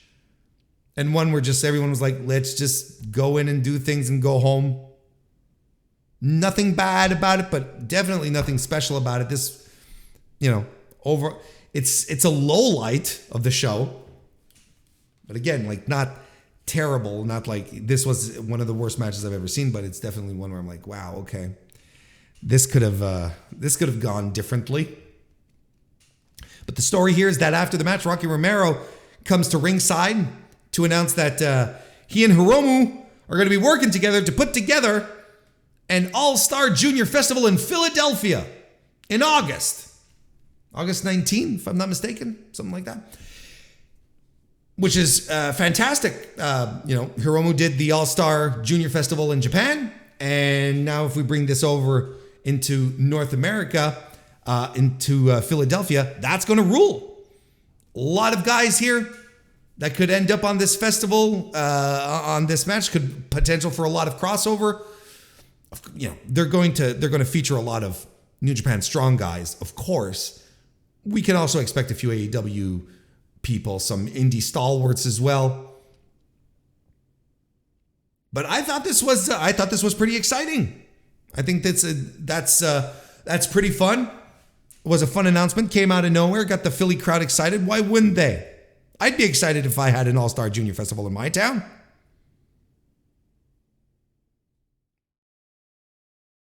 And we had the IWGP United States Heavyweight Title #1 Contendership Tournament match between Lance Archer and Fred Rosser.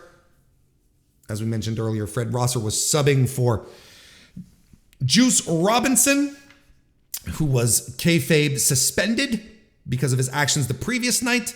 Fred Rosser came into the match taped up to the gills, like banged up. Like, how was he cleared to compete? Yeah, no kidding, with all this shit all over him. This was a match, and I thought it was slow. I know what they were going for. They turned it into a street fight. Lance Archer came to do that. And at the end, sent a message to Tony Khan and to tell his boy, Kenny Omega. And Kenny Omega has never beat me. He says he beat me, but he needed the Good Brothers to do that. And now they're in jail up north. Don't look at me. I didn't say it. But the match came to an end when Juice ran in, despite the fact that he was suspended, with another fistful of quarters. And he took out Fred Rosser again.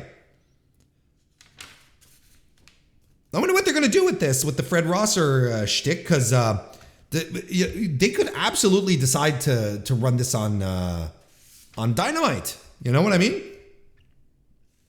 Because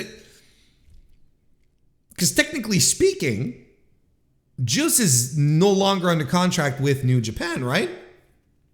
I mean, there's always the talent exchanges, right? But he's an AEW contracted talent now.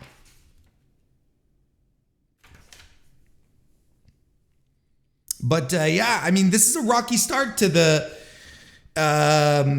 IWGP United States title tournament. It sort of deflated me a little bit. All right. And it was all right, but I didn't care for it. I thought it was a little too plotting. I thought it was a little too, I think Archer could have turned it up a couple of notches here on the violence, on the speed. We know he's able to work faster or harder than this. I don't know. Maybe it was too long. It landed at almost 15 minutes, a little over 14. I don't know. And then the main event, where Aussie Open successfully defended their titles against Lio Rush and Tomohiro Ishii. I thought this was a very good main event. Again, another great match by Aussie Open. And I think, this match really did pick up, and you could feel the gears switching as this match progressed. And we can't speak enough at how motivated Lio Rush looks and feels now that he's with New Japan or doing whatever is in the New Japan sauce. Lio Rush is slurping it up, and he is loving it because it shows with his work. It shows what he's doing on camera. This was fantastic. I thought everyone worked amazingly. Like, of course, Ishii is in here. So and then you have the natural pair-offs of Fletcher and Rush and Ishii and Davis. And then Ishii, you know, the pit bull, right? The stout, like little, the tank comes up to Mark Davis. Mark Davis is a full head and a half higher than him, taller. And they just pound, just go right after each other. And then in the match as well, you have Kyle Fletcher at some point. He's like, should I do a moonsault? Yeah, I'm going to do the Orihara moonsault, you know, and everyone's like, no, don't do it, because now that's the meme. That's the meme at this point. Like Kyle Fletcher, he can't do the Orihara moonsaults anymore without, you know, risking life and limb on the guardrails on the floor. So he goes for it, and then Mark Davis comes to talk him down. He's like, all right, fine. But then he tries to do it again, and everyone's like, no, don't do it. But they all talk him back down. He didn't do it, which I honestly was very smart. Just fantastic stuff all around. Great sequence as well, you know, where you have Lio Rush landing a satellite DDT. I believe it was on Mark Davis. Tomohiro Ishii does the sliding lariat, and then Lio Rush immediately comes down with the split-legged moonsault. Fletcher broke up the pin. Great near fall. Great sequences. You should check out this match as well. I thought it was fantastic. On an otherwise okay evening of professional wrestling offered by New Japan, I thought it was all right. Again, nothing to write home about. Not great. Not terrible, but between Capital Collision and Impact Rebellion, you can absolutely leave a Collision in Philadelphia off your list, if you ask me. Because yes, we are going to talk about Impact Rebellion now. And we are... Impact... Their pay-per-views are, generally speaking, impeccable. And that's the thing. This is what Impact is most consistent on, is that they typically deliver on their pay-per-views. This Impact was probably my favorite show out of the three I watched this weekend. And I was not expecting that. But this is what we got. We got a show that perfectly encapsulates how I feel about Impact, but also objectively turns out to be a great show. Something that if you sit down, turn it on, and you enjoy it, like, just go right ahead, you'll be thoroughly entertained. I did not watch the pre-show. Now you have Rhino and Heath Slater versus... I don't want to see that. I'm not, you know, breaking my back to try and make it on time to watch a pre-show. No. The show itself. The from the opener to the end, I think it was extremely good. And like I said, perfectly encapsulates my feelings about Impact, because there's nonsense on Impact that I have no interest in. There's stuff on Impact that I'm like, this shit turns me off. But then they turn around and they deliver outstanding work. Outstanding matches. So I'm like, okay. All of this is amazing. Let's go ahead and talk about it. I'm going to start with the Impact World Tag Team Title match, which was fought under Ultimate X match rules, so suspended from the middle of the ring. And the team of ABC, the Ace and Chris, the Austin and Bay connection, I should say, Ace Austin, Chris Bay, defeated the Motor City Machine Guns to retain their titles. What a fantastic opener. What do you want from me? You couldn't have started this match off any stronger. This card off any stronger than this. Commentary was mentioning it, and it bears repeating, Chris Sabin is like, this was his 18th appearance in a Ultimate X match. He had won 8 times previous to this. So they were establishing the veterans here. And they acted like veterans. That was the story of this match here. That Austin and Bay, despite being Bullet Club, despite being the de facto heels, I guess. Maybe that's not the case. I don't watch the week for week. But if you're Bullet Club, to me, you're heels. But they were fighting from underneath. They were being completely outclassed here by the Motor City Machine Guns. That was the story here of this match. They're just being picked apart by Sabin and Shelley. And even at some point, Ace Austin is doing a lot of the work because the Machine Guns took out Chris Bay's leg. So he could barely move. So Austin was basically running around trying to get rid of both the guys. There's this great spot where the Motor City Machine Guns tie up Bay and Austin into a grapevine.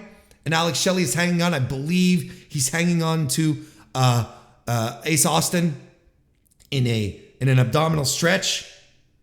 Meanwhile, Chris Sabin tries to climb up to get to the ropes. Like they got him all tied. They have the boys all tied up. Fantastic stuff. I'm looking at this and I'm like, this is very creative.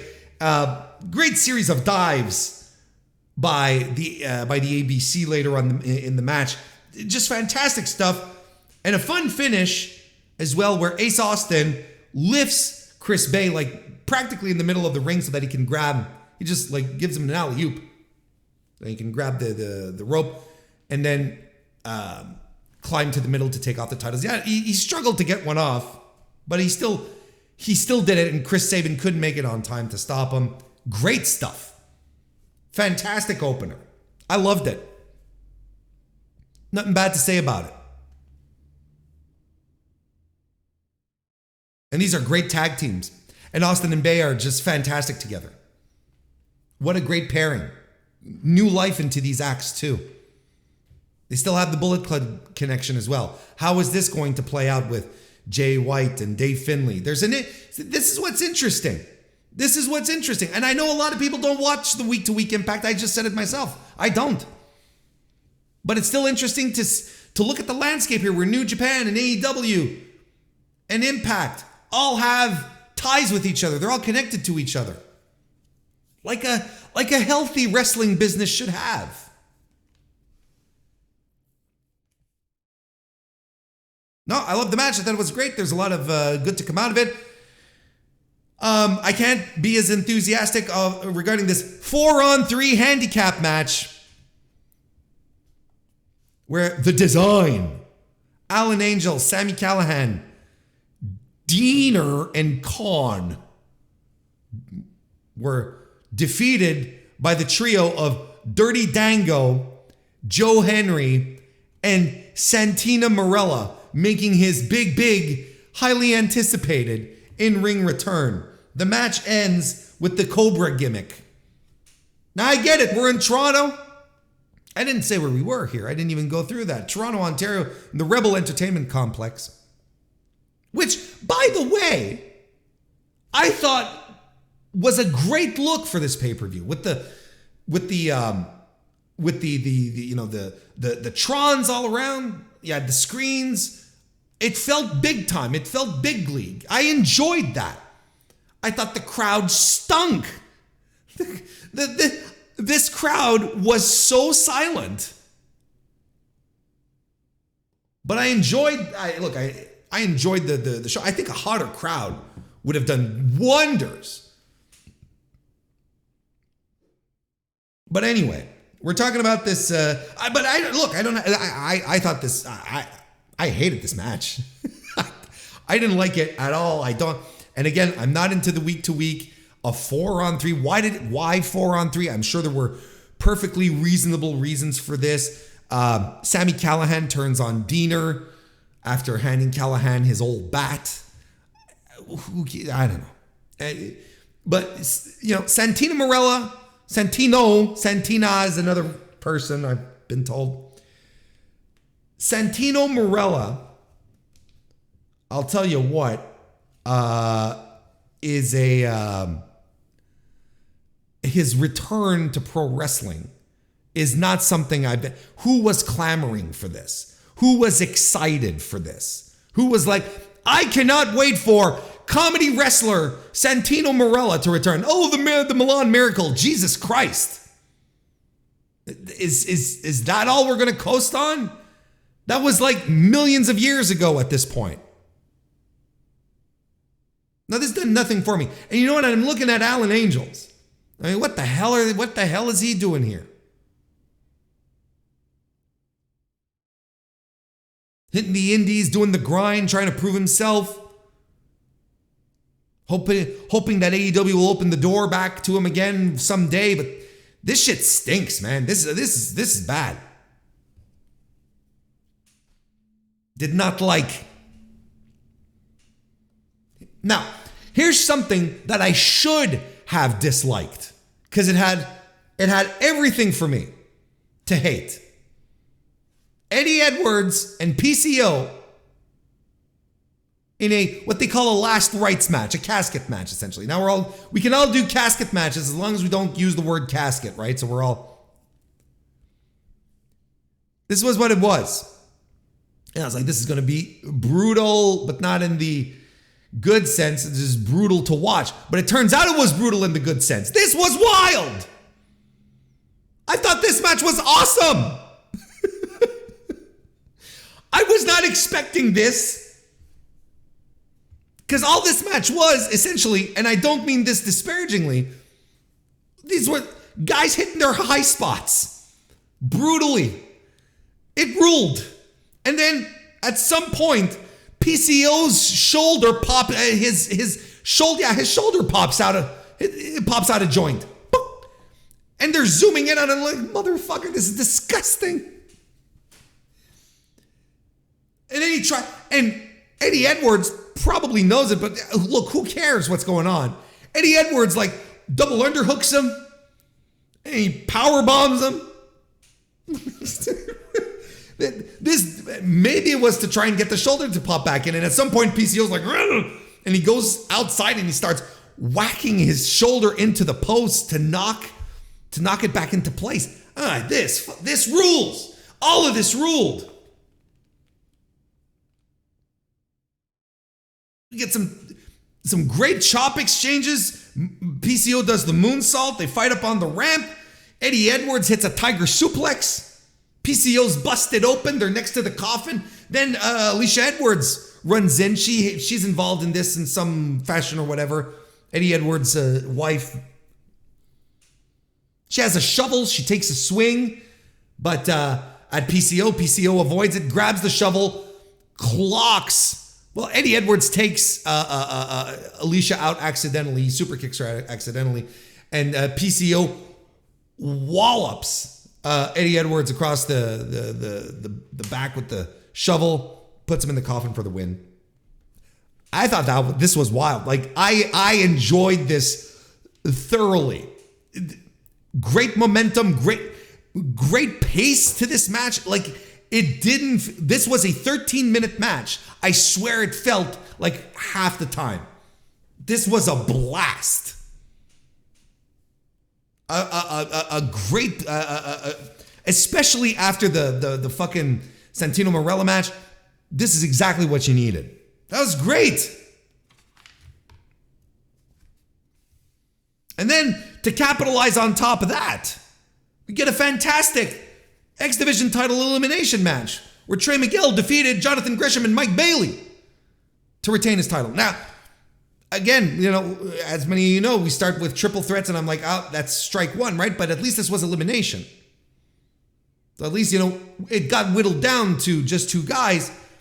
So, maybe I wasn't fancy at it regarding it at first, but this worked out fantastically. And Trey Miguel eliminated both dudes, essentially. And the way that he eliminated Jonathan Gresham is a highlight spot. And I wish the camera crew would have picked it up better. This wasn't so egregious, but we have to point this out. The production on this stunk. There were so many spots where the cameras were out of position. or that the cameras, the hot cams were completely out of position. It happened multiple times. It happened with MacLeod when he was doing a dive. I'm like, and Dango, I think too, multiple times where I'm like, why did they cut to this shot? We can't see anything. It happened during the main event with Grace and Deanna as they're jumping off the stage, and the camera, it's like the close-up camera. Like, what are we fucking doing? Production kind of stunk on this one here, but not to the point where I got completely out of it. And look, this is the one. This is the spot. Trey Miguel eliminates Jonathan Gresham when Jonathan Gresham has Mike Bailey in a figure four leg lock. Miguel goes up to the top rope and he flies like a fucking rocket off the top rope with a meteora, lands square on Gresham. Gresham is completely out. Trey Miguel just rolls on top of him. Bailey is in the figure four still. He can't get out. He's still in pain. 1, 2, 3. That was fantastic. And then Miguel just goes right into a figure four. He's like, get the fuck out of here, Gresham. And he locks on a figure four instantly. I'm like, it's fantastic.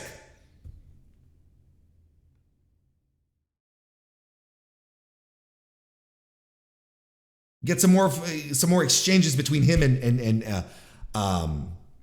Bailey, of course.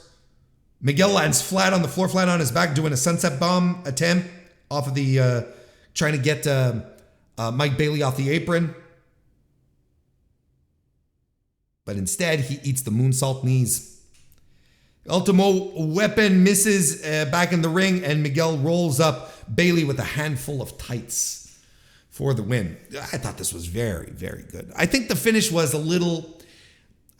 had we got a more competitive finish, I thought we would have had something really special here.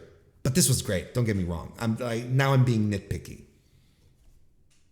This was a lot of fun. Again, another great match on this card. Then we get the Hardcore War match, where Team Tommy Dreamer,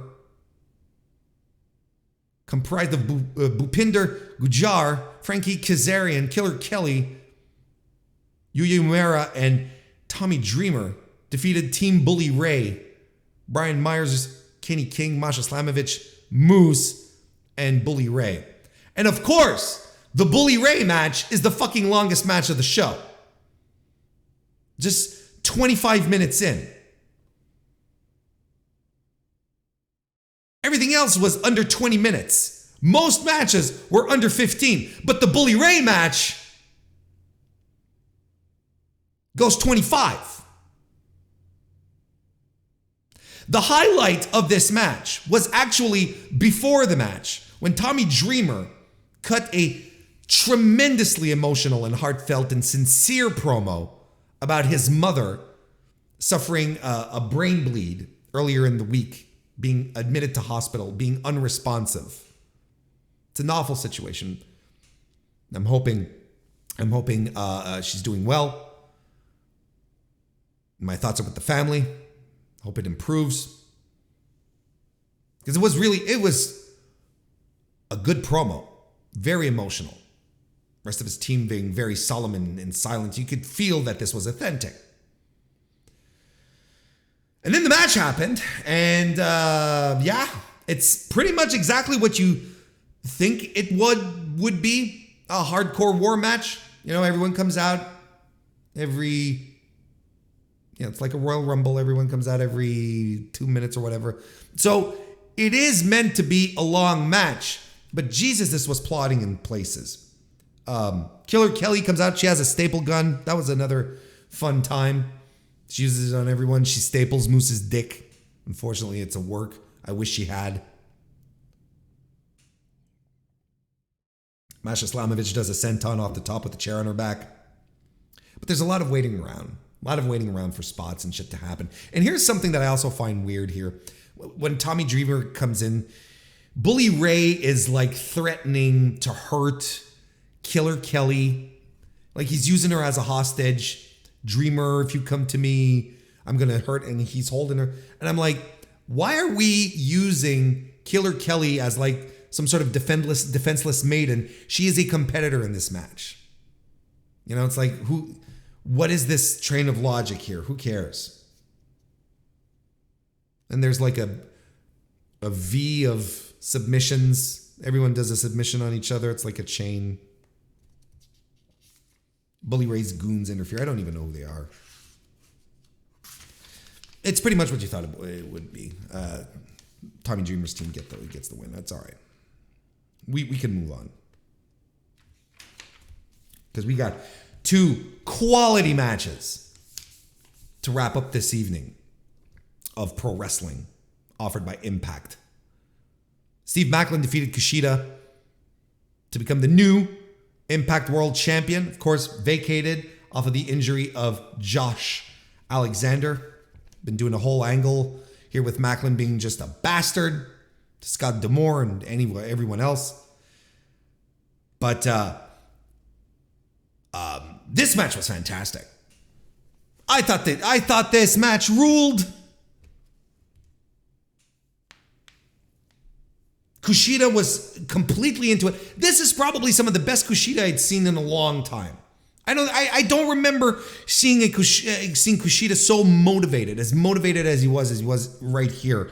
And his whole playbook of working the arm for the hoverboard lock. He teased that so many times and it worked. Sometimes it feels overwrought, but here it worked because Maclin was doing a great job selling that it was dangerous, selling that he needed to get out of it as soon as possible whenever he had an opportunity.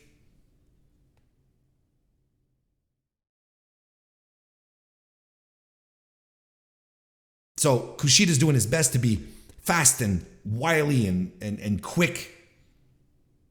Whereas, of course, the Clash of Styles here, Maclin is trying to do the complete opposite. We get a buckle bomb by Maclin at some point. And he follows it right up with a Liger bomb. Just fantastic stuff. Kushida does the off the top rope application of the hoverboard lock, which is also fantastic. That has Maclin just like scrambling for the ropes.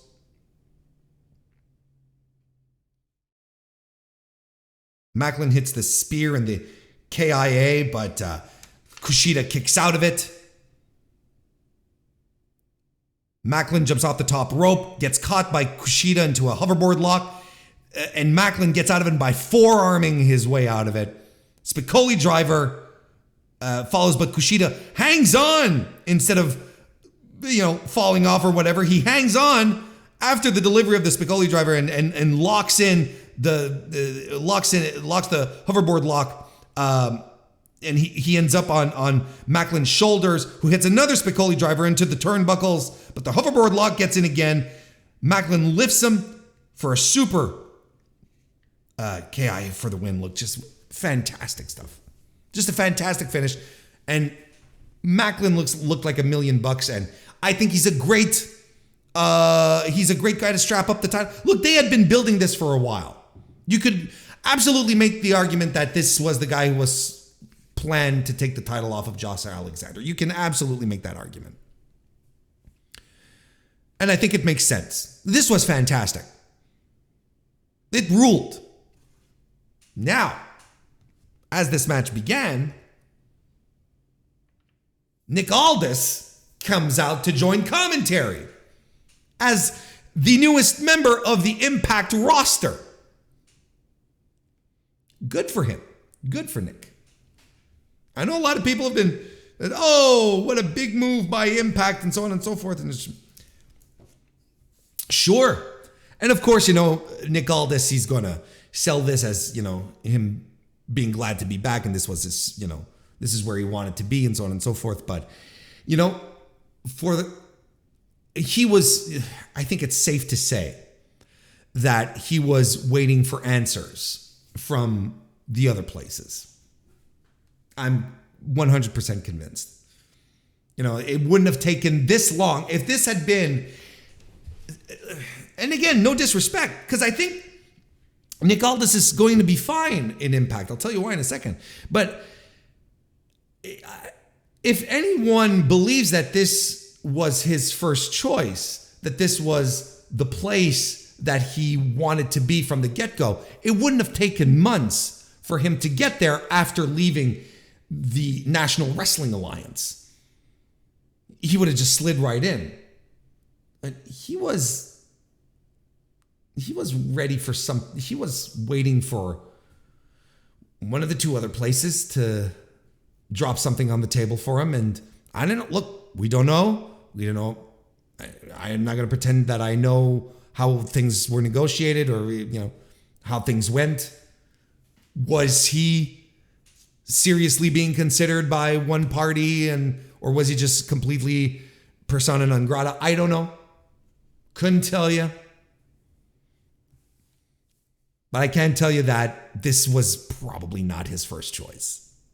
This is probably not what he wanted, but he's going to be fine in Impact Pro Wrestling. And quite honestly, he'll probably be better there than if he was in AEW or the Fed.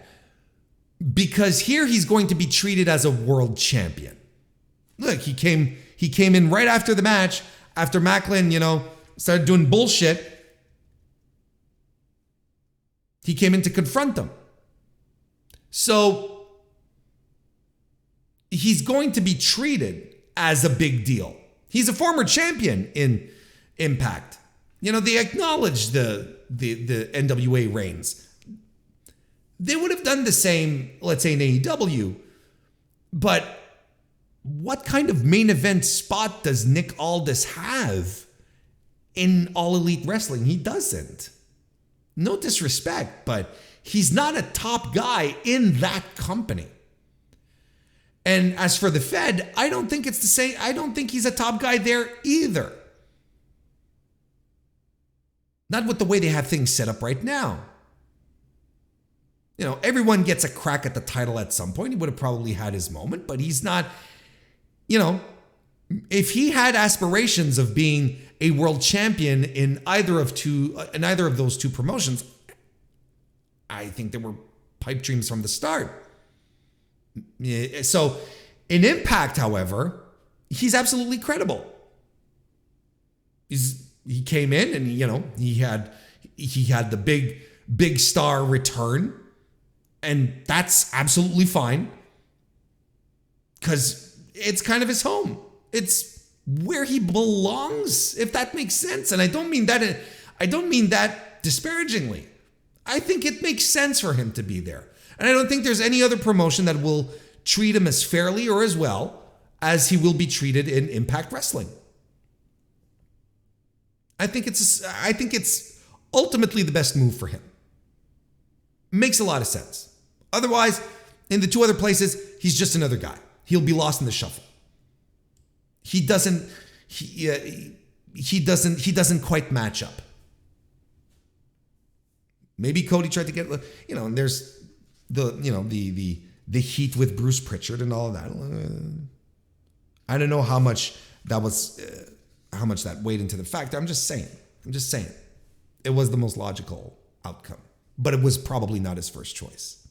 It took too long.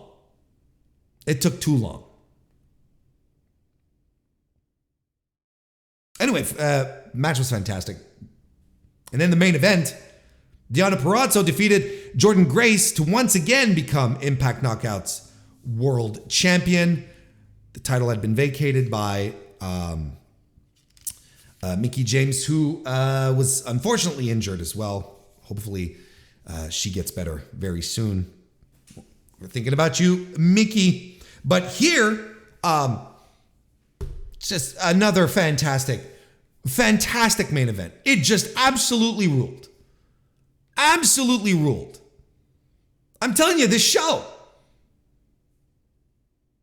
if Impact was more like these two matches and If Impact had more Steve Macklin versus Kushida, more Deonna Purrazzo versus Jordan Grace, and less Bully Ray, and less Santina Marella, I'd probably be putting this in my rotation on a regular basis. I'm enjoying the pay-per-views. Don't get me wrong. Anyway, this ruled.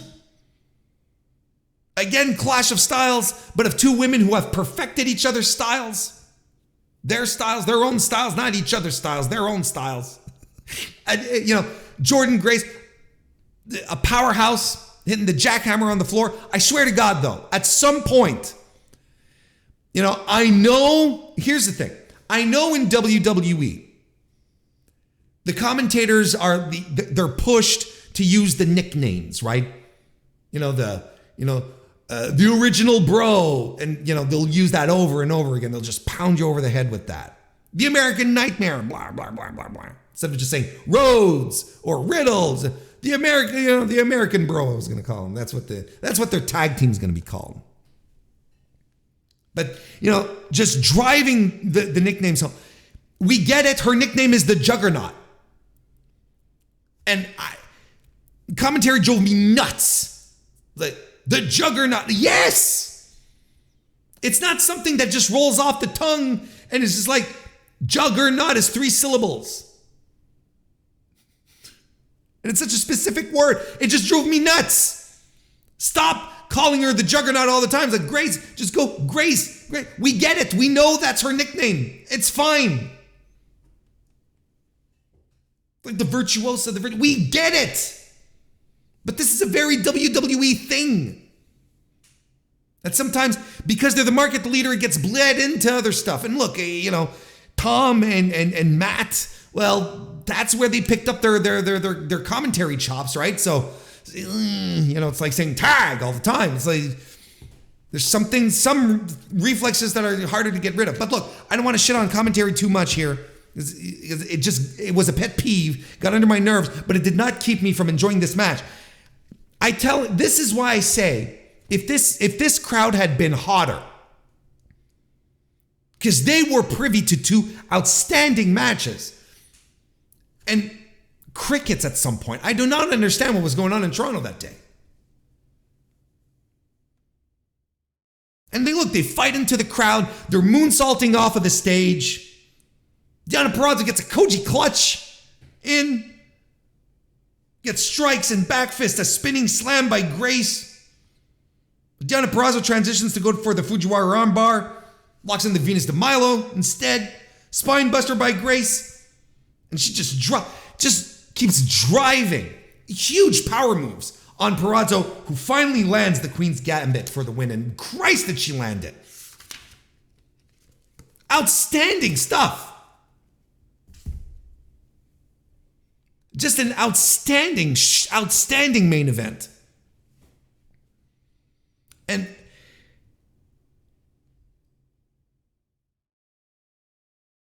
if this is the type of match that promoters could allow their women to put on more on the other promotions, we wouldn't be in this mire right now as far as women wrestling goes in North America.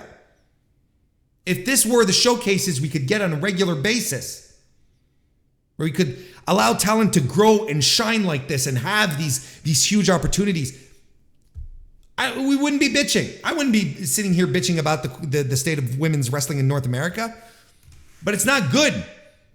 This was great.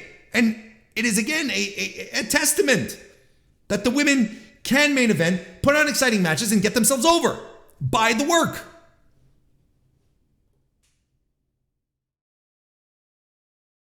So Impact Rebellion is an absolute must-watch show. I thought this was great. If you like pro wrestling, and honestly, the handicap match and the hardcore war match, as much as I shrugged and this ain't for me, nothing was enough to deter me from the amount of fun I had watching this show. The match just happened and I was like, okay, I don't like this, but It doesn't matter because I've just been surrounded by great pro wrestling. This was a great show. Highly recommended. You should go out of your way to watch it. Absolutely, positively. And on that note, we are going to wrap up the weekly wrestling inspection.